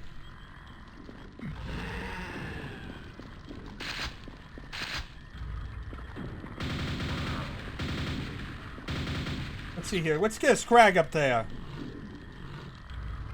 Going the wrong way. Let's see here. Summon scrag. Then let's do the give life force. I don't have enough for that. Darn it.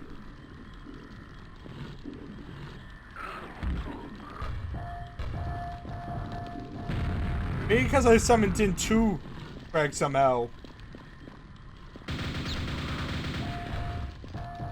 You know, these scrags would be a lot more useful if they were actually doing something.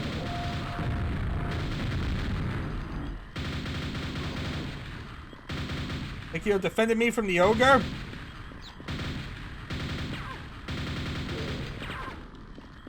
That would actually help a lot, buddy. Feels like I'm being gypped on this. These guys are just kind of standing here, ignoring everything. But yeah. You're able to give the life force to something once you have, of course, the ability to give life force to something. Obviously. So, that's really that one. If I can really do it. Nearly there! 74, 75, 76. Okay, give life force to you. Oh, no effect. Its health is higher than mine at the moment. That would do a lot. Darn it! I didn't realize I was at 52 health. So yeah, let's try and kill some more stuff and get revenge on my...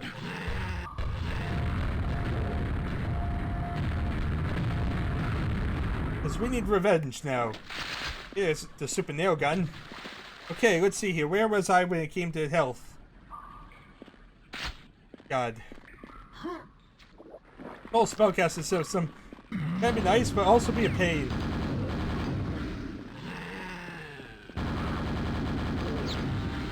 Quick to healing. Okay, so let's see here. How many stats do I have? 61. That sure ain't enough.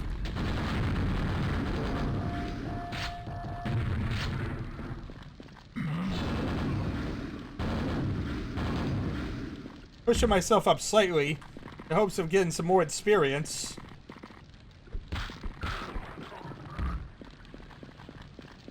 Because the more experience, the more I'll just be able to boost it faster up, I'm assuming.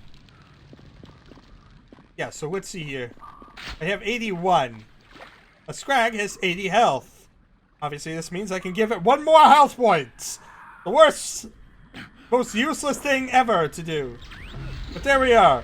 The scrag now has 81 health. I don't know why I did that. That was a horrible idea, probably. But that's how you do it. Okay, so next is a reflective shield. Basically target. Basically endows the target with a magical shield that will reflect or repel any projectile back at the creature who fired it. Reflects bullets, nails, rockets, laser, lightning, wizard, hell knight, magical projectiles, all that. Repels, meaning they bounce off, but in no particular direction. Grenades, fireballs, zombie jibs. Also a good spell to cast on allies or summon creatures. Because, yeah, it can defend you from most other things. Of course, really, on yourself, totally worthless. Also not really helping me in this situation. You know, my allies really aren't helping me, so there you are, he's dead. Next is the Spell of Shadows. It's basically the Ring of Shadows.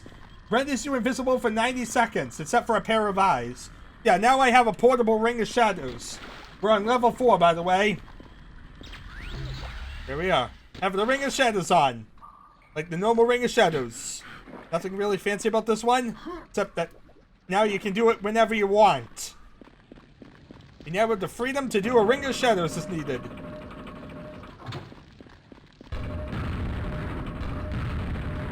Allows us to do stuff like that. Just plan out everything.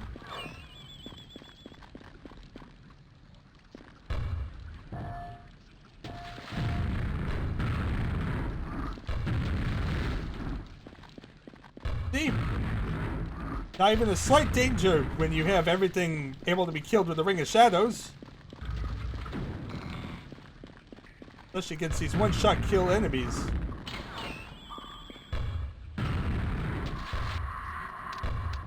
Because now they're perturbed at me. Hey, Ring of Shadows lasts 90 seconds now. They have like the 30 default does. The ogre should have been triggered. Not sure why it wasn't, but I'm not going to care too much. This isn't about completionism as much as it is about just trying to get speed.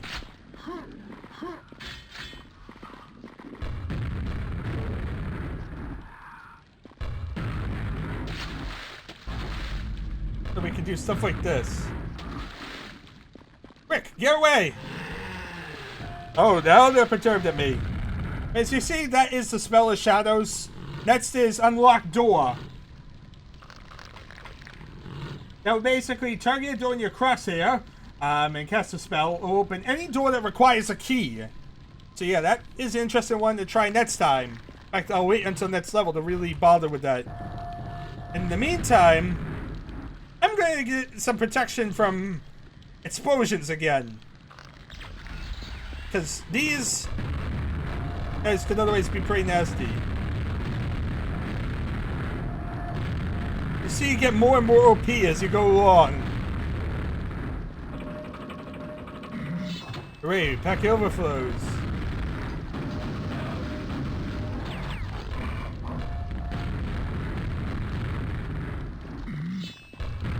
You see, I'm on a mission from God.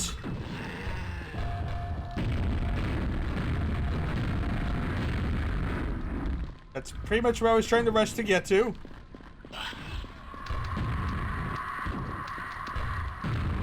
Don't just decimate like that.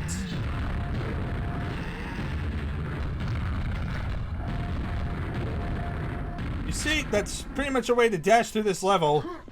Decimate everything. And hooray, I have 60 out of 59 killed! Hooray for bugs! Regards to killing enemies and all that.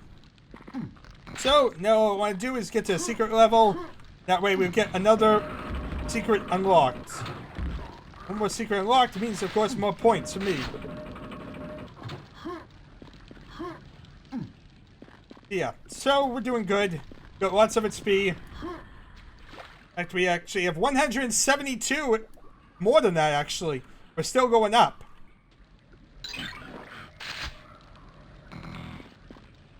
Yep, we now have 180. So we have a lot of XP at this point to really work with whatever we really need. You could actually get fall damage here. It's going to be interesting. Yeah, this is a horrible level probably to do with fall damage, isn't it? Probably. Yeah, 0 gravity plus fall damage.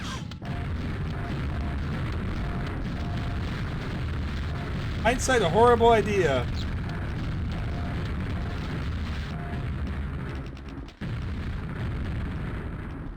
But we'll do it anyway.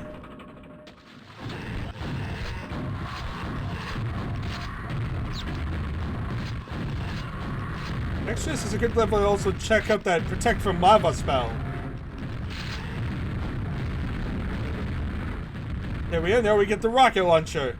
That'll make life a lot simpler for us.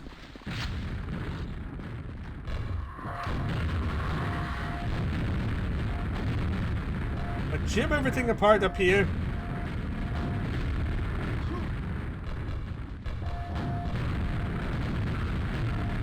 Really overpowered, really deadly. Okay, so we're getting lots of its speed, lots of abilities just to keep going. Keep killing things, obviously.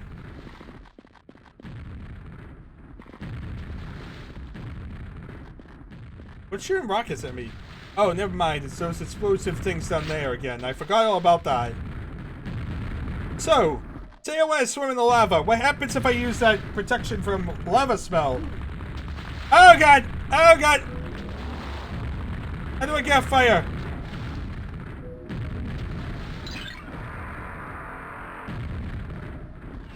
Can't care at the moment. I have a quad damage. That lava ball made me panic.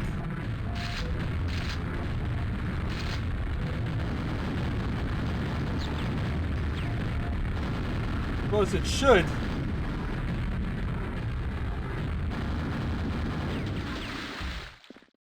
That's a lot killed. Okay. I'm still dying. Quick, get 2 health. I don't know why I'm still dying. Okay, so I need some protection from lava here, people. Let's see here. Just fire. If I go in here, now I can walk on lava without any danger. Yeah, for 90 seconds I could actually go freely into lava, which means stuff like this could actually not be lethal in any way. In fact, it's a lot less harmful, a lot less deadly. Convenient. Okay, so that is resist lava, which we couldn't check out before. Effect against explosions, charm animal, flush the stone, heal serious wounds, levitation, doppelganger, give life force, active shield, spell of shadows, unlock door. That's the one we were kind of curious about. We haven't really had a door to unlock yet. There's a silver door at the end. I can basically use it on that. That's a good door to try and experiment with. See how well it works.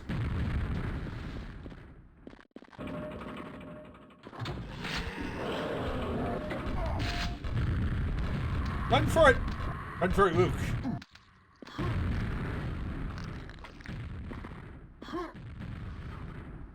Need to get up there. This isn't really working out for me. I'm not able to jump high enough to get up. I'm gonna die because I can't jump high enough. Yeah, so chamber charges like that definitely kill you. Good to know. And also the interesting thing is you do not need the lava pentagram to get the quad.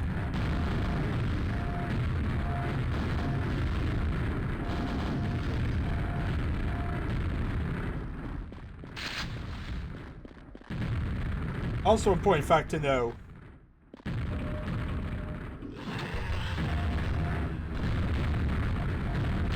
So let's try to decimate these two. Decimate a lot of these guys actually. But yeah, chambers are absolutely lethal with pain. Give me rocket launchers. Need the ability just to fly through this map.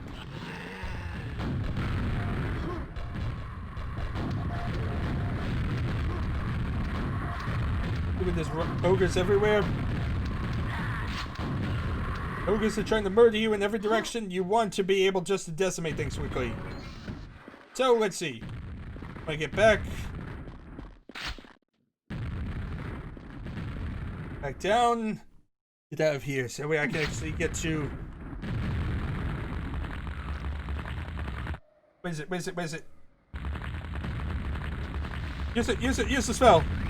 There we are! Protect against fire! And they're saved from burning to death.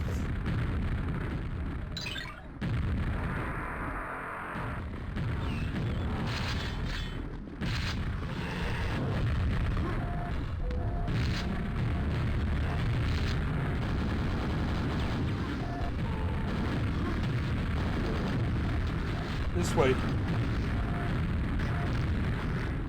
Now let's quickly head up here because we want to take out these shamblers. Only one problem, it's still wounding me. Okay, all are dead. Yeah, even with pentagram, it's not enough to save you from wounds.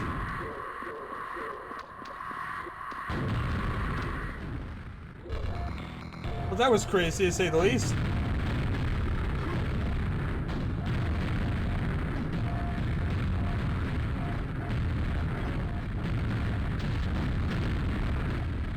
Well, that's one way to kill everything. Now we've killed more than exists on the map again. Amazing. But yeah, we got lots of mana to work with. Now we have the ability to try and test this door finally. About time. Gonna bypass half this level. Get through this door. Get up onto this platform. No, you know, getting stuck. Let's see here. I just want to open this door. Unlock door, use the spell. Open sesame. But the magic spell didn't work. Okay, you need to be a bit away from it. You don't want to be right on it. See? Open the door for me. Very overpowered. Lots of its speed we're also getting, as usual. Let's see here. Next is the quad damage. Ooh! 3 quad damages. Basically just quad damage. It's basically a quad damage power. 3 quad damage. That is always awesome, definitely. But since we're here, we might as well get the free XP. And kill more things. Let's see here. Did we get quad damage yet? I want to quad damage it. There we are. Just decimate everything. Use flamethrower? No. Let's use the double-barreled shotgun.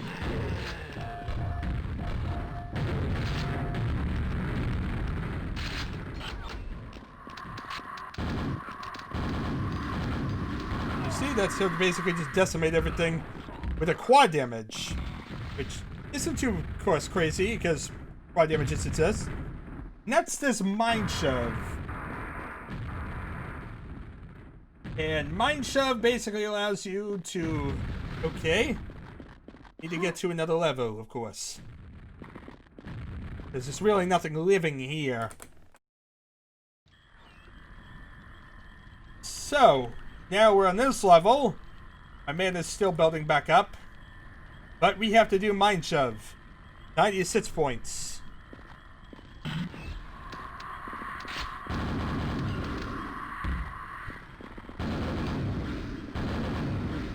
He's starting enemies away from me and give me some more XP to work with. XP is always a good thing.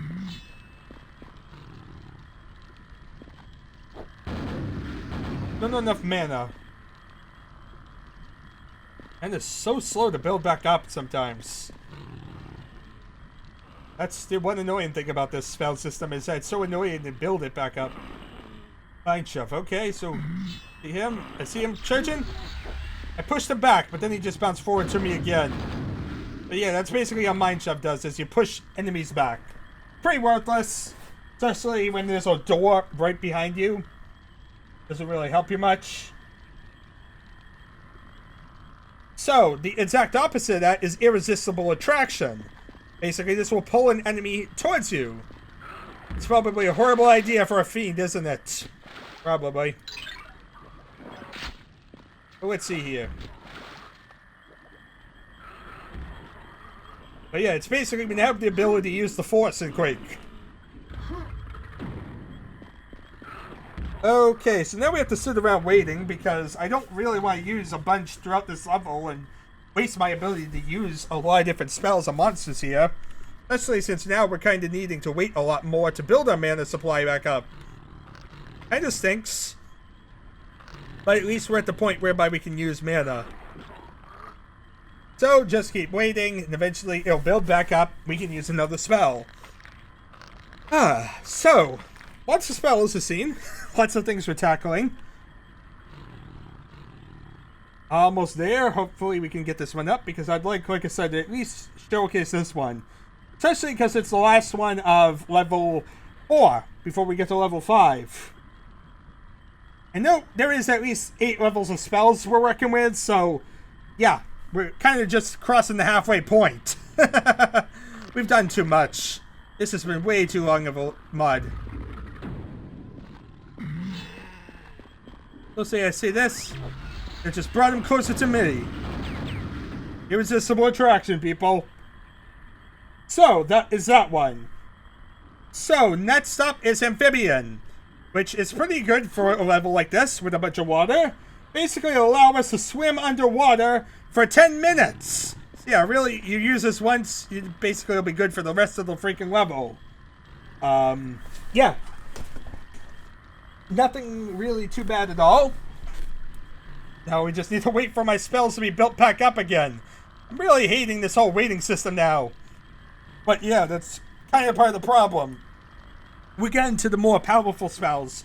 And because we get into the more powerful spells, we kind of need the ability to use the powerful spells.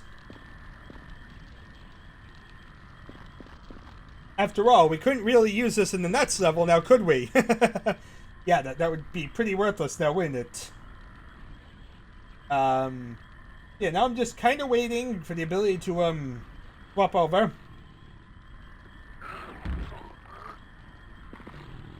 So, almost there, hopefully. If we can get up, we can actually get this done. My god, is this slow. My god, is this tedious. But yeah, Irresistible Attraction, Amphibian. Almost there. Almost there, people. And there we are. Now we can breathe underwater for 10 minutes. So now we are amphibious. We're fish. We can sit down here for 10 minutes. Which means I can build up my mana underwater for 10 minutes without a care in the world. Amazing, right? Totally. So yes. Next is being able to summon an ogre, which costs 200 freaking mana. Oh boy. That one's not gonna be easy. But yeah, he's stronger than a Scrag any day. Like I said, the Scrag was like the weaker summon. This is, of course, a greater summon. You know, that's exactly it. We're become a mage. We're a mage swimming into the water. We're fishes now. Fishy fishes. It's a fishy fish. With a smelly smell. Smells kind of smelly. Kind of fishy. I'm a fish. A fish, and I have a wish to be a fish. Fishy, wishy, fishy, fishy, fish. Yeah! I'm a fish. A fish with a wish to be a fish. Fish with a weird wish to be a fish. I have no idea what to talk about, people. I'm really just trying to go here. This mana point building system is getting really annoying.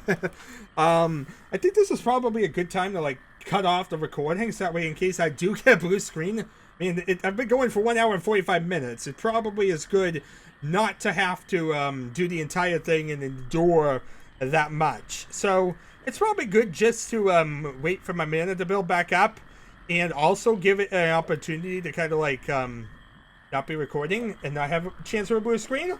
So yeah, I'll see you guys in a moment. Let's actually do it on land so we don't die in case 10 minutes go over or something. You know, let's see right here. I'll be back in a second. Let the button to stop it. This is the button to stop it. Hello again, people, and we're back. I've let my mana charge up. That's all I've really done. Just to cut this in here. So now, let us get a pet ogre, if you will. Got 236 mana right now. 200 there. Guess he got stupid and spawned in a wall. And now he's stupid. What have I done? not helping. What have I done? I made the door blocked. Yeah, that was entirely helpless, game. Thanks a lot. In fact, there was corpses getting in my way. There was heads getting in my way. Plaything. I didn't get anywhere with that.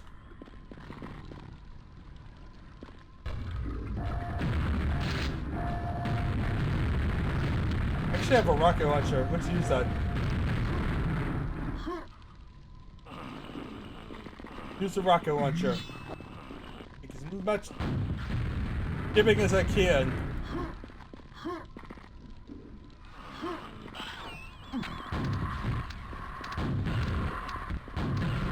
I'm gonna kill as many things as I can so that way I can get a bunch of mana.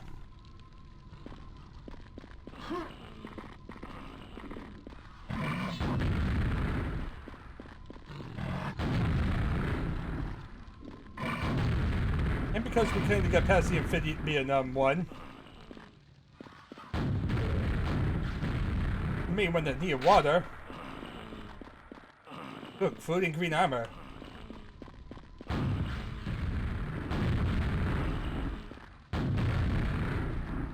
Okay, so let's see here.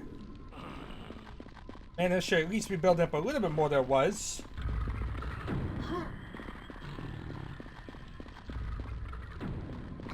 The survivability gets all.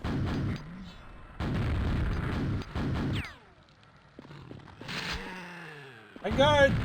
Okay. Bunch of man, that definitely is needed. So yeah, we're nearly there.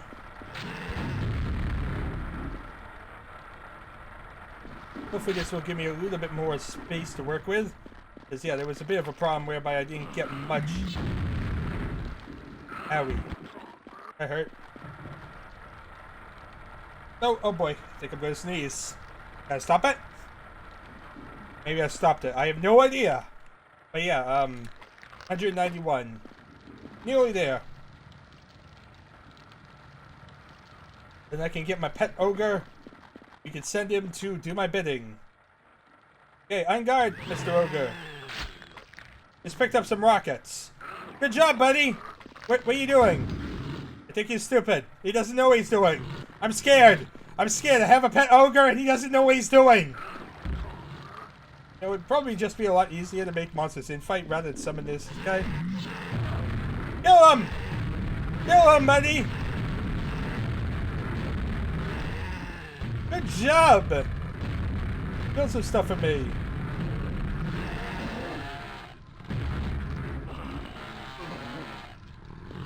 Kill the knight as well. You just kill everything, aren't you? I'll kill him for you. Thanks a lot. Wait, what? He's turned on me! Oh wait, my ogre's been killed. This isn't my ogre.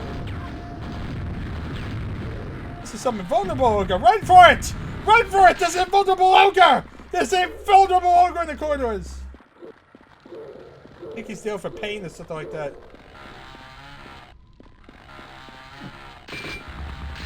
Yeah, he's invulnerable, right? Run. Run for it.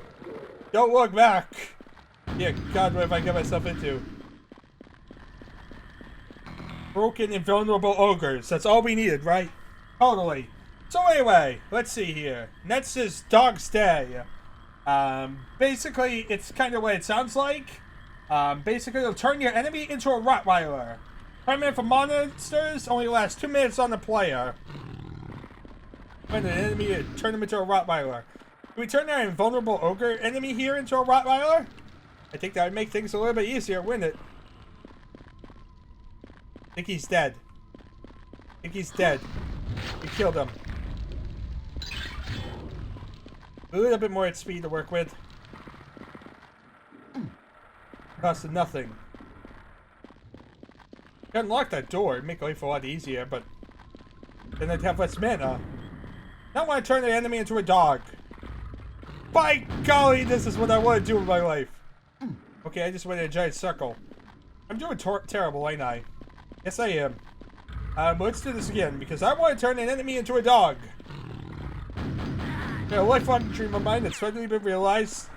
Someone somewhere has decided to make me turn an enemy to a dog.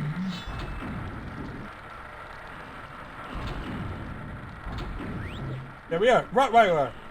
Now he's a Rottweiler for all time.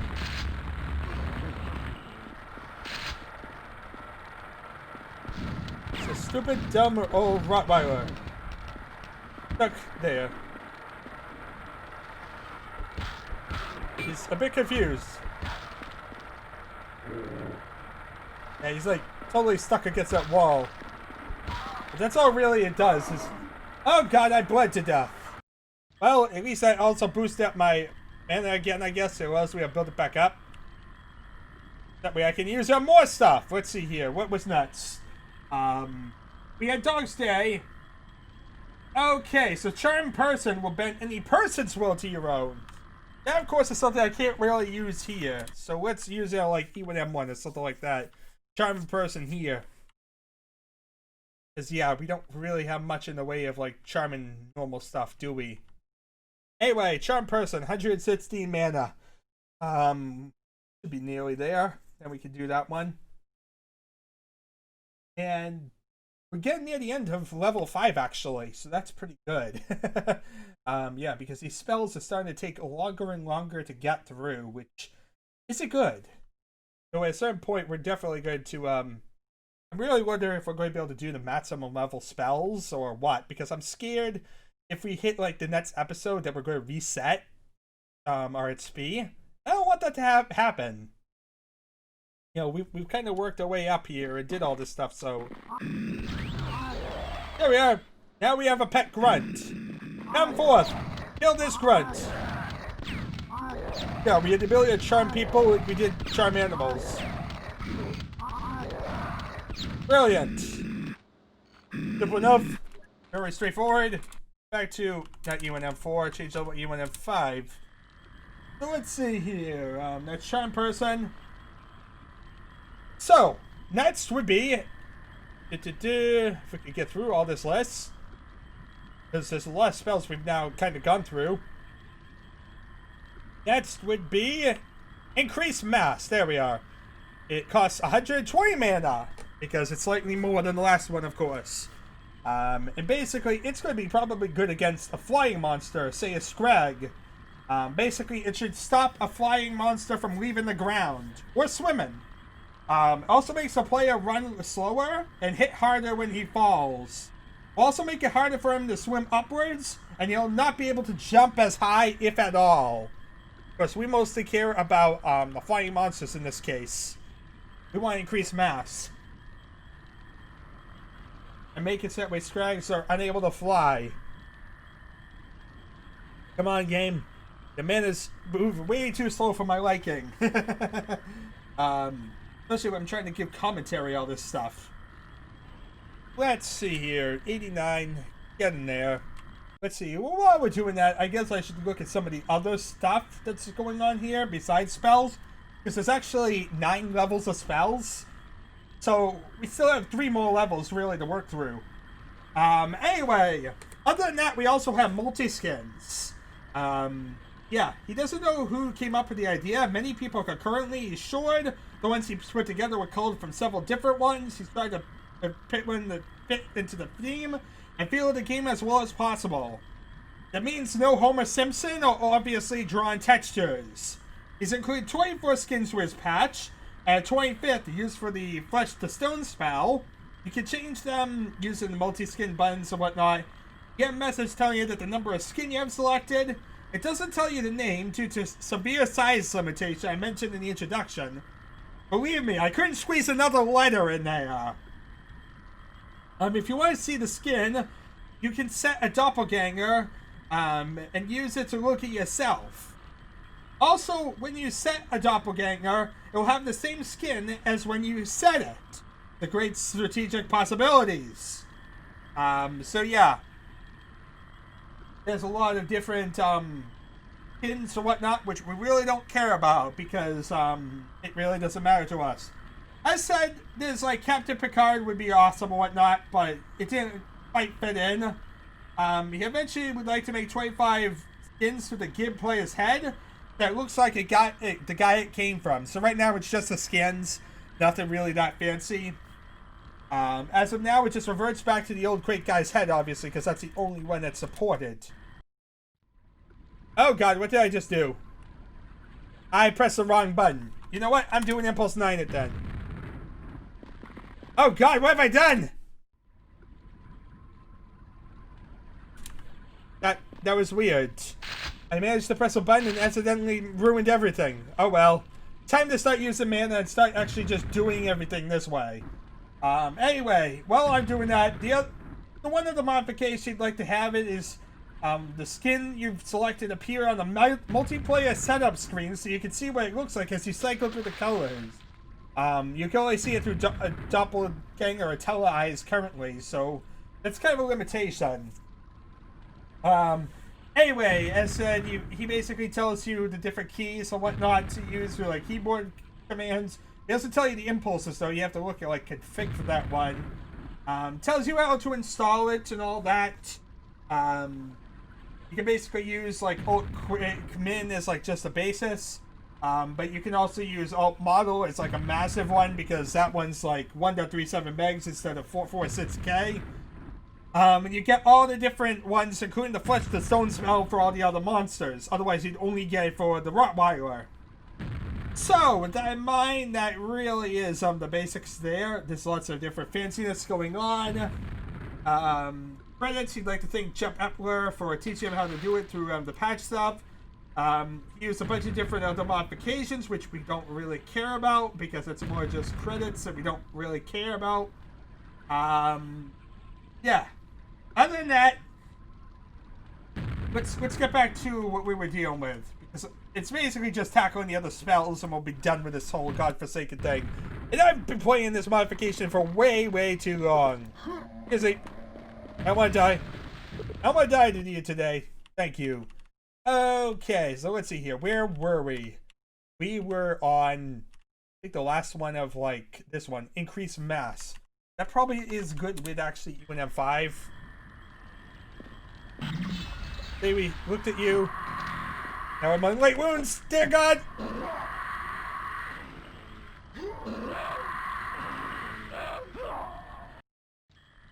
Yeah, this isn't helping. I wanted it to be on increased mass, and of course it wasn't. It switches back each level, which is really annoying when you have it set to whatever you want it to be on. There we are. Just dropped the scrag into the water. It's now stuck to the ground. I can't jump. I can't do anything. It's stuck floating here. Simple enough. Straightforward enough. I'm going to die due to a lack of healing. Hey, die. Right, to the healing. So let's see here. Next on the agenda is the starter level set, which is Heal Grievous Wound. Gives the healer about 100 points to a maximum of 200. So, yeah. Really just another healing spell. And look at that, we've got 152 health. It goes over 100. So, next is a reflective shield for the self. A lot more powerful. I've mentioned reflective shield for others. Really, it just protects you from almost any projectile known to man. So it's really helpful for, like, the scrags that were attacking us at the beginning. Yeah, that would have helped us, wouldn't it? Totally! You know, it's a lot easier to use the protection from explosion spell for, that. But let's see here.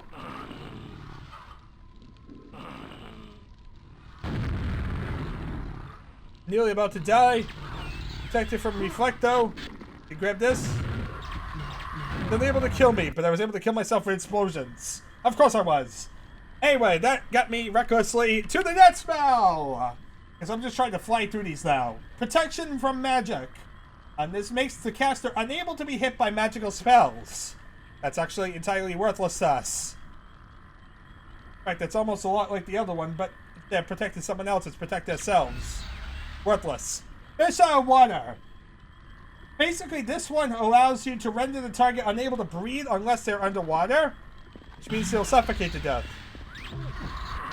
Has no effect on enemies. Really only for players, it looks like. Yeah.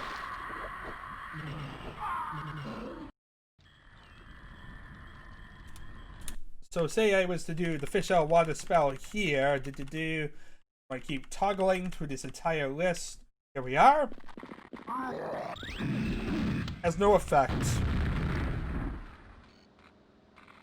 Okay, so that says Flesh the Stone Monster. So basically, it has any creature, basically, you can turn it to stone. That basically means anything. So say I go to like E4M7 or something like that, where there's a very convenient shambler I can turn to stone. If I can swap to it. That's of course the most obvious use of this thing.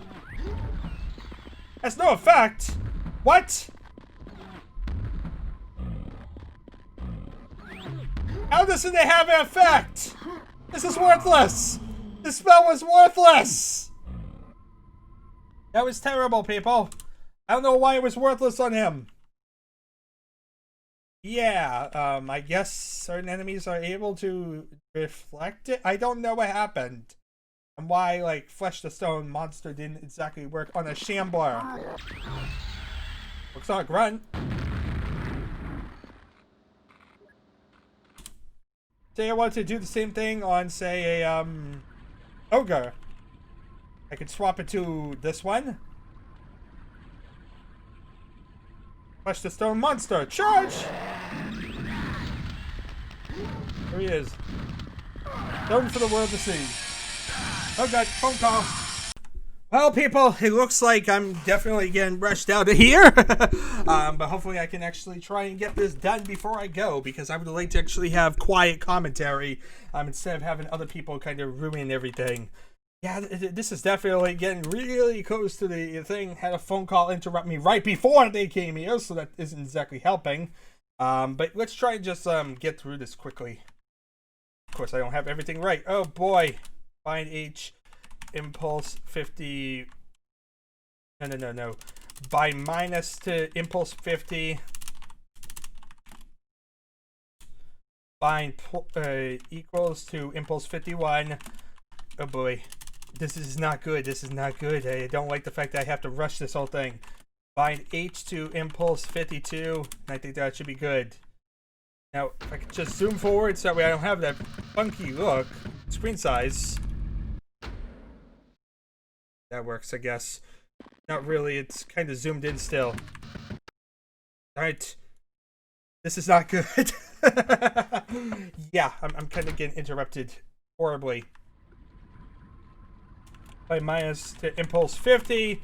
Bind equals to impulse 51. Bind H to impulse 52. God, why do I have such bad luck when it comes to this stuff? I never can really record, do I? Never have that relaxation effect. Okay, so here we were. Tele eyes. Places a set of magical floating eyes you can look through at any time. You can see you're basically floating eyes. You're flying all around creation. Oh god, I can't even see what I'm doing.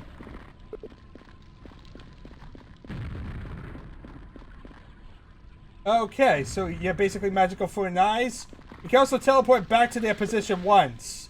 But if they're killed, you die. You cannot have tele eyes and doppelganger at the same time. Let's see here. Does that trigger monsters or no? Oh wait, that's zoom. That wasn't even a spell. I love it. I tried triggering it with zoom. I just pressed the healing button. I really am not doing well under this pressure, ain't I? No, not at all. I'm on level 7. I'm trying to just get through the last 2 levels, and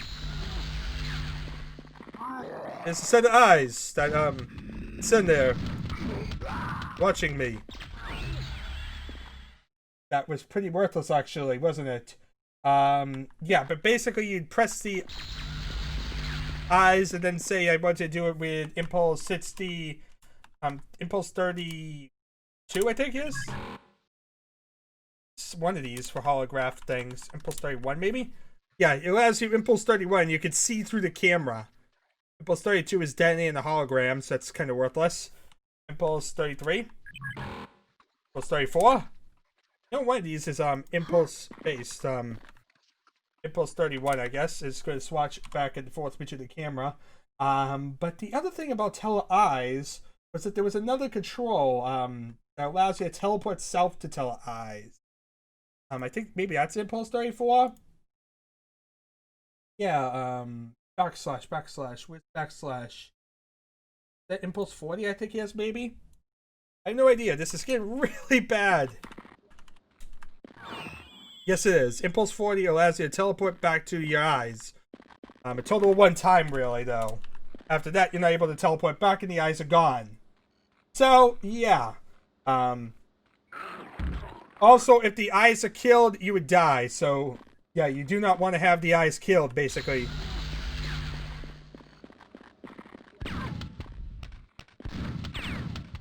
Or I guess if you're killed, you die, because you can't really hit the eyes, people. So that's kind of worthless.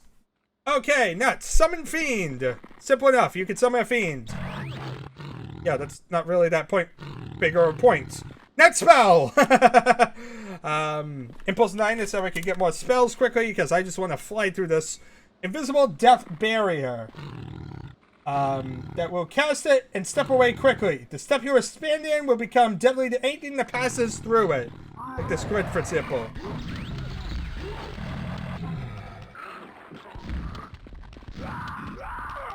You see, everything died. Okay, so very simple, very basic. Everything dies that crosses that area in that spot, specifically. Anyway, next is, let's see here. Change level, say, E2, M3, I guess. Where's the one with a Hell Knight at the beginning? I'm trying to think of a level with a Hell Knight. Oh, God. What have I done? I like, totally froze the game, this level. Doom Terror is like froze everything. It's definitely not good, people. Yeah. I will definitely have to like mess around with that later and see what exactly God. Like I said, a lot of these levels like broken with this stupid thing, so it's not exactly helping us and working in our favor here. But let's see here. A good level for in the moment, I guess, would be this one. Up to this. I zoomed in my screen. Great. God, this is what happens when the game keeps crashing. You end up having to redo everything, and that is never fun, is it? So let's see. Bind H to Impulse 51. Bind J to Impulse 52. We're just going to dash through this thing. Let's see here. We want the ability to do what? Oh, yeah. Feeble Mind, basically. Where is it? Feeble Mind. Feeble Mind. Okay, so if I hit Impulse 9 it. Okay. Yes, okay, so Feeble Mind basically allows you to render the target incapable of casting magic. Since Scrags and Hell Knights are considered to be casting magical effects, it also stops them. The Scrag is unable to hit me now. This one's able to hit me, but that one's not able to do anything. Just able to look at me. Simple enough, right? Very basic, very bare bones. God, I keep hitting the stupid zoom in, zoom out buttons. I don't like this. Okay. Boy. Bind H to Impulse 51. Bind J to Impulse 52. Let's get through this freaking thing, can we? Impulse 9 it. I get all my power. Yes, of course I can. Let's see here. Where was I? Charm person, increase mass, heal grievous wounds, blah, blah, blah. That's the thing. I kind of changed around my bindings, and now I'm getting all messed up by all. That's the problem. I kind of get used to it all. Charm monster. Just charms any creature to your will. So basically, if you wanted like an ogre or something like that, this would be a good spell for you. Very basic. Oh, I think it swapped back on me. Of course it did. What buddy thing? Come on, come on, come on, come on, come on.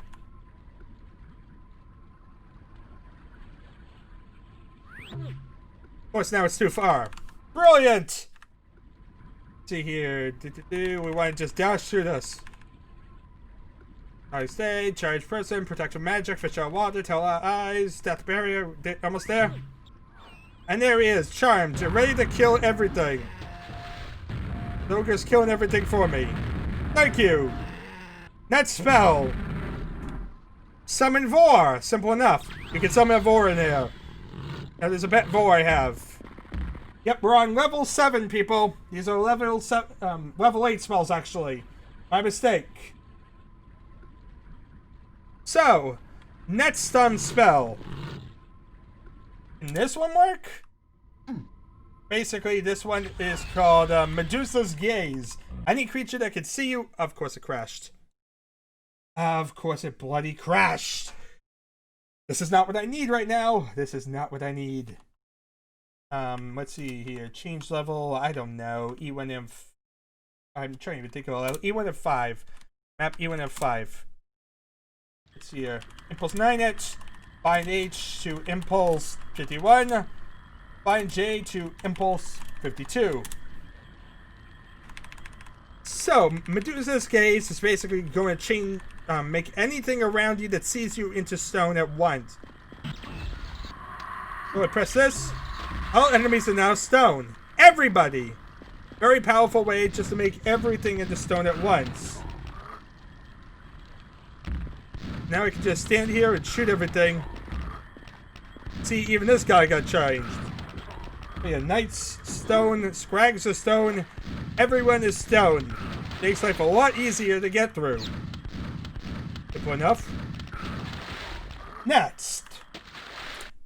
That's power. Okay, so after that we have Path of the Archvile, which makes you a lot like an Archvile. Basically, for 30 seconds, any dead monster you walk over will come to life and be under your control. Ooh, that could be useful. It's a lot like the Archvile, be able to bring creatures back to life. Yeah, you'll be able to walk over something. It is night. And now I press H, I guess.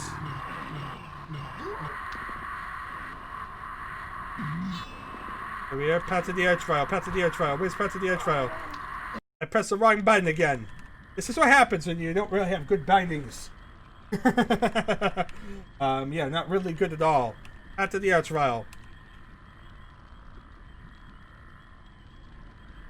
We're almost there. Let's see here. Path of the Archvile. I just want to do this stupid thing. Impulse 9 it.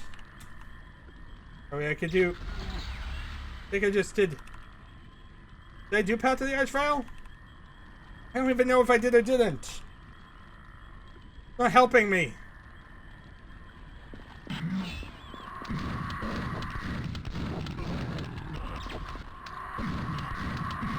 You see though, now I'm charming monsters. I walk over them, I bring them back to life, they're able to keep fighting. And yeah, this will basically last for 30 seconds.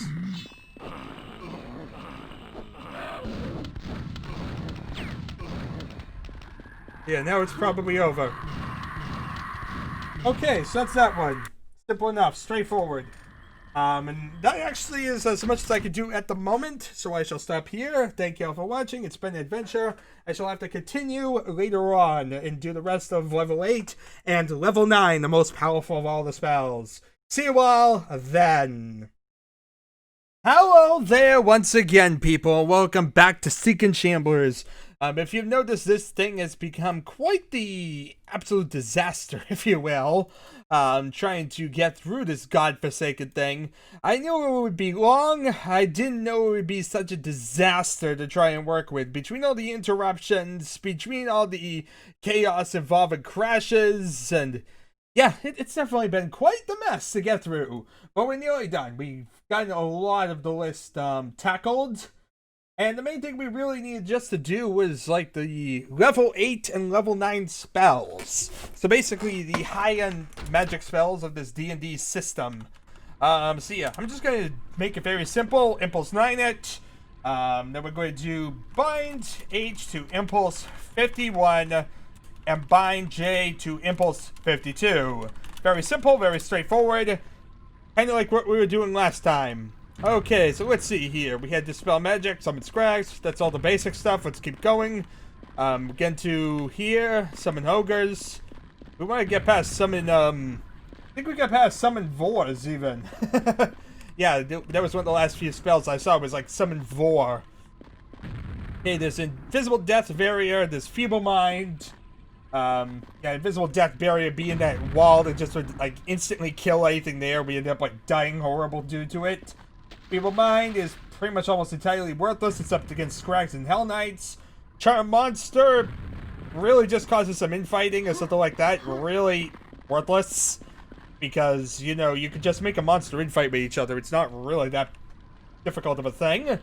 Same thing with Summon Vor. Medusa's Gaze is rather interesting because you make a bunch of enemies into, solid, statues. After the Archvile, we kind of started checking that one out, but we didn't really get to explore that one too much. So I think that's where we're going to start. We made it to really Path of the Archvile, and I kind of saw what it did. We did check it out briefly, but I didn't get much. It felt kind of cheap, if you will, because I did rush it. It was like one of the last spells I was doing. And I was just trying to get it done, so that way we had the ability to do it at the time. So let's see here. Let's go to Path of the Archvile, redo it, and see if I can get these two monsters to work with me. Okay, so I'll walk over you. Well, I'm up here because it's free. I'll get you, and I'll do this one. There we are. We have 3 monsters. They're all working with me. Come on, buddies. Let's go on a wonderful trip. This is a horrible trip. I want my money back. My grunt has been killed. He didn't even do anything. He just growled at his enemy. That was horrible. That was like the worst intimidation tactics ever, buddy. Oh my god, they teleport. They're teleporting. They're growling. I don't even know what they're doing. They're not attacking. They're not attacking in any way. They're just standing there growling at everything. What is wrong with you? Why do I have the mentally ill division? When I decided I was going to get some grunts, I didn't understand that this was going to be the, yeah. You guys aren't really helping at all. What are you even doing? They just teleport with me and growl at everything. I think they make things objectively worse. Yeah, they're not exactly helping anyone. Here, have some corpses in the water. I shall sacrifice these souls to the water. Shub-Niggurath be praised. You know, Lovecraft was always about, like, water or something like that since the Cthulhu was, so yeah. Shub-Niggurath is probably some water deity as well, right? I'm in the water. Yeah. Okay, well that was horrible. That was completely pointless, actually. I've learned that charming monsters does really nothing besides have them growl at things. Yeah, you know, in hindsight, I'm not really sure there's much of a point to this. You know, I thought that one might actually have some practicality because it's something that was dead, and therefore you could actually use it, and it does come back to life, but it comes back to life in a horrible way. It's like a freak of nature when it comes back. Could I have a charmed shambler that way? Probably not. Watch as I crash the game, because this always crashes things, trying to use any map that is outside of the basics. In fact, what I have learned is that there's a lot of maps in this freaking thing that actually crash the game. Is that quite exciting? You know, nothing says enjoying your modification like being unable to play half the game. You remember E1M5? It's good I stopped there, because E1M6 doesn't work. Yeah. I loaded it up at some point, and it didn't work at all. So was that brilliant? Let's see here. Impulse 9 it, because I need to be like God or something like that. Here, have a laser gun. Okay, Thunderbolt, that's better. Come back here. Stop running from me. I'm trying to kill you. Stop it. Why is he so unaggressive? Okay. So, say I want Path of the Archvile. Path of the Archvile. I gotta get over there, because I got to get prepared to heal up from my wounds. I can't heal up for until I get below 99. Oh, good. It just crashed. We almost had the ability to do it. God, I hate shamblers. Actually, I hate everything. Because this freaking thing is broken as heck. Yeah. So let's see here. Let's do this again. Because nothing is quite fun like doing the same thing over and over.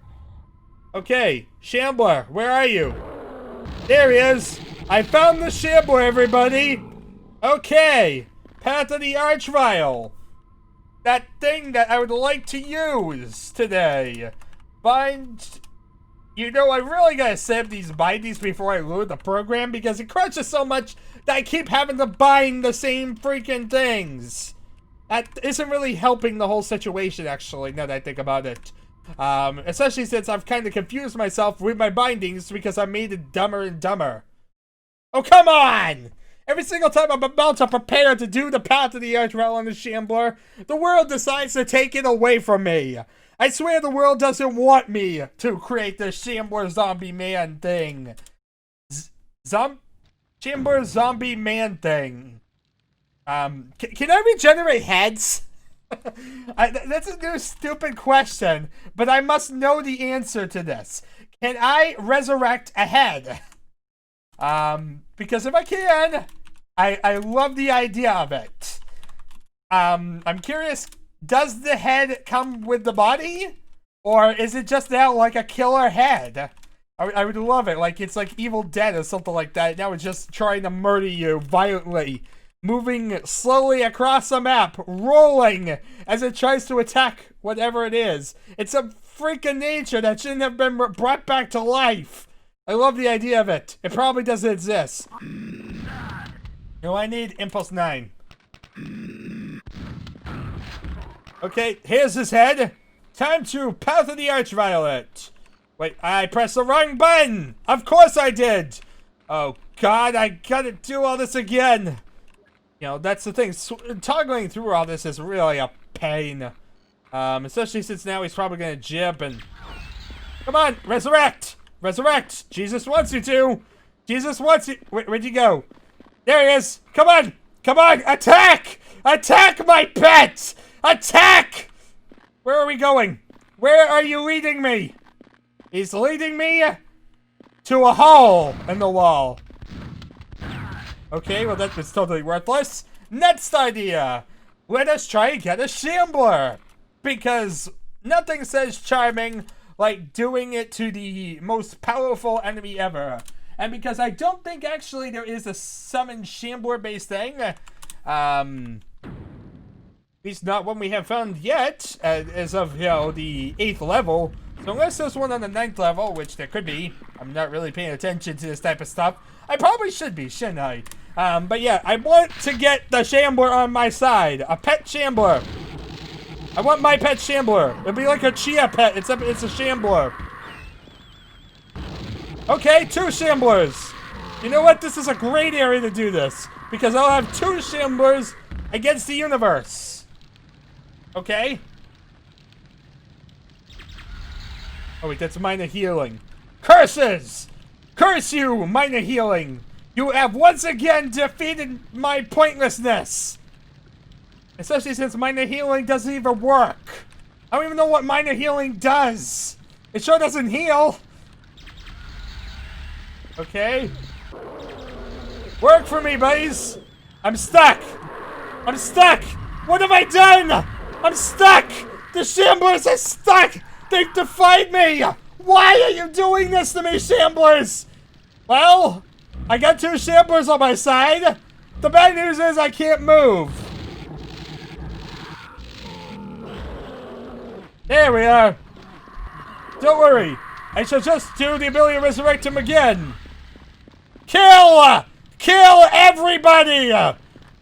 Charge this way! Hi! Yeah, so you're just gonna go around murdering everything? Works for me! 2 Shamblers on my side! What better type of defense can you have? Through this door? No problem! We just need to go backwards.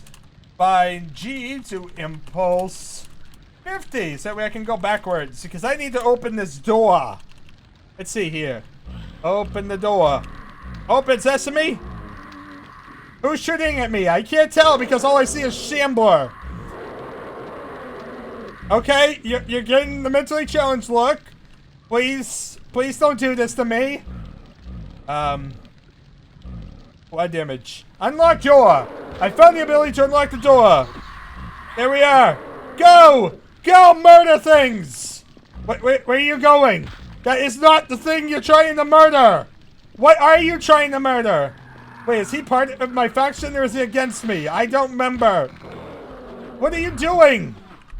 Is no target on or something? No target was on. Oh, when did I turn no target on? I don't even remember turning no target on, actually. Wait a minute here. Why was no target on? Kill! Kill! Go forth and massacre! You see that? It's a scrag! You can kill it! Kill it, buddy! See? My pet Shambler. Like a new Chia pet.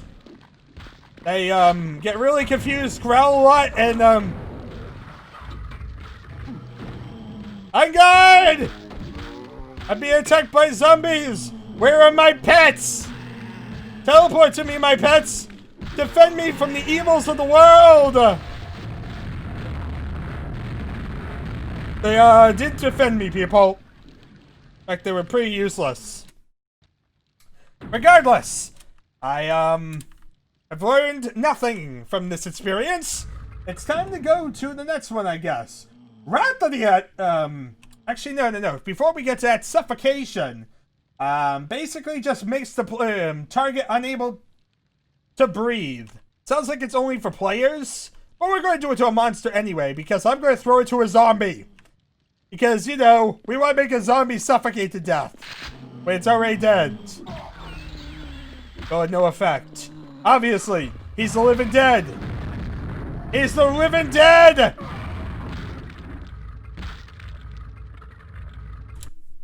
Okay, let's see here. Next on the agenda is what? Well, let's try and do that again! Let's do it to a zombie with a gun! Obviously, this is a great idea. Oh, no effect. Listen, do not do this to enemies. It does nothing. It basically only suffocates, yeah. And that's pretty much worthless, because you pretty much have the one that makes you suffocate to everything unless you live in water anyway. That's a lot cheaper, too. That one's 136, and this one is now... what? 176. So it's like, yeah, quite a few points bigger. Like 40 points. Okay, Wrath of the Archvile. Another thing of, like, the Archvile of lore. The Insidious Archvile lore, to be exact. This attack sets your enemy afire and blasts him into the air. Wait, just like the free throwing axe mode. Except it costs a lot of mana. Why? I'm kind of confused.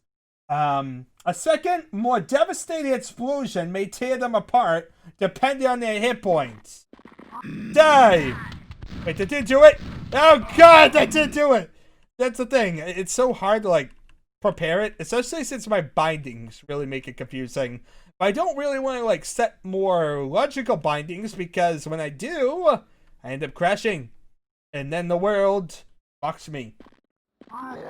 Die! Okay, listen, do not do it when you're right next to the opponent. Bind mouse 3 to impulse 52. That way I just have the ability to toggle left to right and then have the ability to do it. Makes more sense, doesn't it? Probably. Let's see here. Let's get to my particular Wrath of the Archvile. Gratuitous explosions! Okay, let us do it to something a bit more powerful. Like a zombie. That was minor healing, game. That's kind of a big part of the problem, too. This thing gives you freaking the same, let's see here. Let's actually go this way. What's that? He's on fire! And then he blows up. And then it's a gratuitous explosion. Sounds like it's pretty useful for destroying whatever. Actually begs the question. Can I use this against, say, a shambler? Did I kill a shambler? Run for your life and pray to your god. It didn't really work. Okay, time to run for your life and pray to your god again! I'm not really doing too well at this whole running for your life thing. Okay, let's see where we were. I'm an ogre, dog stay, charm person, increase mass, get fat. Lots of things that we don't care about. A zombie trying to kill me. And Rat of the Archvile. That's how you set a shambler on fire! And boom, he's dead. Even shamblers cannot hold up against the Archvile flame that makes him breakdance. We made a shambler breakdance, people. How can we get any more crazy than that? Time to do E4M7 and cause the game to crash. Come on, now what? Suffocation? Sure, but Wrath of the Archvile is the real one here. Breakdance! Break it down, get funky, and explode the entire server! Okay, so that is level 8 spells. We're on level 9 now. Level 9, the highest of them all. So, what exactly is level 9? What exactly is, the 5 spells of level 9? Very simple. Let's see here. Impulse 50... Impulse 50, Impulse 50, Impulse 50, Impulse 50. Oh, it only worked once. Okay. Well, that didn't work too well. Impulse 540. Okay, so here we are with Wrath of the Archvile. Next one would be Summon Shambler, of course. Now you have the ability to summon a Shambler. How do you do that? With Impulse 52, of course. And there we are, with our pet Shambler. This is kind of pointless. Yeah, it's another one of those summon ones, which is kind of worthless to us. So yeah, what's next? Well, if you do Impulse 51 again, we got Power Word Kill. With this spell, you utter the sacred word and all enemies within your sight will be destroyed. Yeah, it's basically a one-hit kill all on the screen spell. Yeah, really, really overpowered, isn't it? But yeah, we're talking max level stuff, so that kind of, I guess, makes sense, doesn't it? Even them sets. It actually worked. Wait, no, it didn't. It froze. It froze, and then my... Okay, so much for that. That level did not work. And that's exactly kind of why I want to show you guys that it's freaking stable as heck. Don't use certain levels with this stupid stuff. Anyway, Impulse 9, Impulse 51, Impulse 50, actually, my mistake. Impulse 50, Impulse 50, Impulse 50, Impulse 50, Impulse 50. Oh, Impulse 51. Power Word Kill. So let's bind H to Impulse 52. I just want to run in there and murder everything. Everything that's looking at me. Look at me! I am God!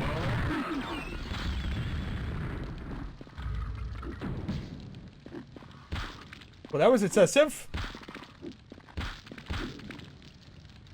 Yeah. There was a lot of... That is definitely insane. You yell a weird word, and all of a sudden, the world goes to hell. Or something. Die!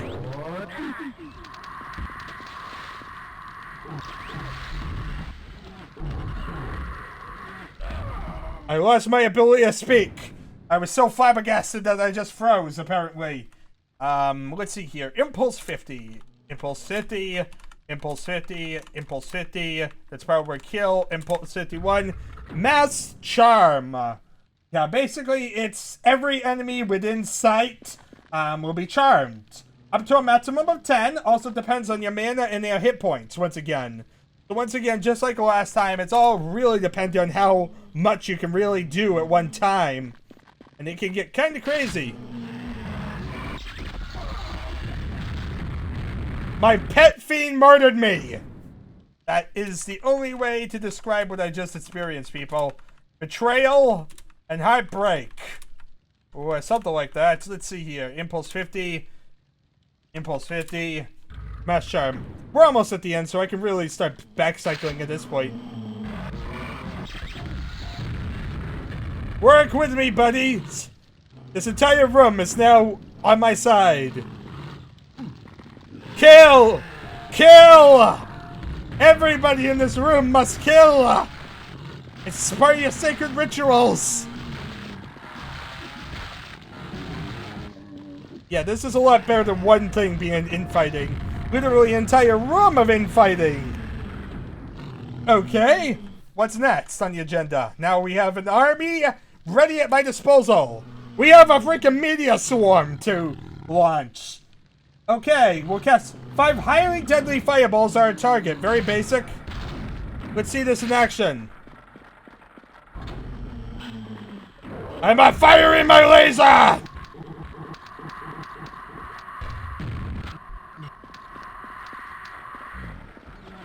It didn't even kill the Shambler. What was the point? I guess it's the fire? The fire is the whole reason for it. I'm hoping. That really didn't help anyone. Yeah, this power really seems like a massive waste of mana for nothing. I don't like that one, people. Okay, so let's see Impulse 50 for the most powerful of them all. Lightning summoning. Basically, you'll call down lightning on your enemies. You will glow with holy light for as long as the spell lasts. Let's see this in action.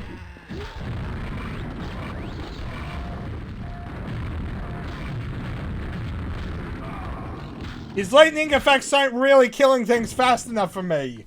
You know, it's the most powerful spell of all. Shouldn't it be doing, like, a lot? Like, it feels like a massive mana cost. It feels like I have things that are a lot more useful. I mean, I have the ability to use Wrath of the Archvile, which basically blasts a Shambler to oblivion. I have the ability to Mass Charm an entire room, or just basically a kill everything in the room button. And you're telling me I have to pay more just to have lightning coming from the ceiling. Like, I understand it's definitely a powerful spell. It's definitely in the higher end. But it feels like it's very weak. It feels very anticlimactic in a way. Yeah. I'm not exactly thrilled with the final one. I thought it would be more grandiose. But this is kind of terrible. I'm going in holy light, and I'm just barely shooting lightning at things. So, I mean, I guess it's a thing, but it's just so weak. And I'm more likely to die in the meantime. Like I said, why use this when I have a freaking kill all button? I could just kill everything. But I digress. Yeah, that basically really just use power word kill and ignore everything else. That's really the way to go about it, people. Anyway, that's really all there is really to say about that. It said, really, we could talk about all the different modifications this was ripped from, which we've probably seen to death. But we don't really care about that. We just want to get past this almost endless series of different things that were going on. Anyway, with all that in mind, this has been a very lengthy one. I'm glad to be past it. No idea when I'm going to be actually tackling all the documentation for all this thing. It's freaking massive. So, yeah, needless to say, it will take a while to get through all of it. Anyway, thank you all for watching. It has been something, I guess. And I'll see you all, well, in the future.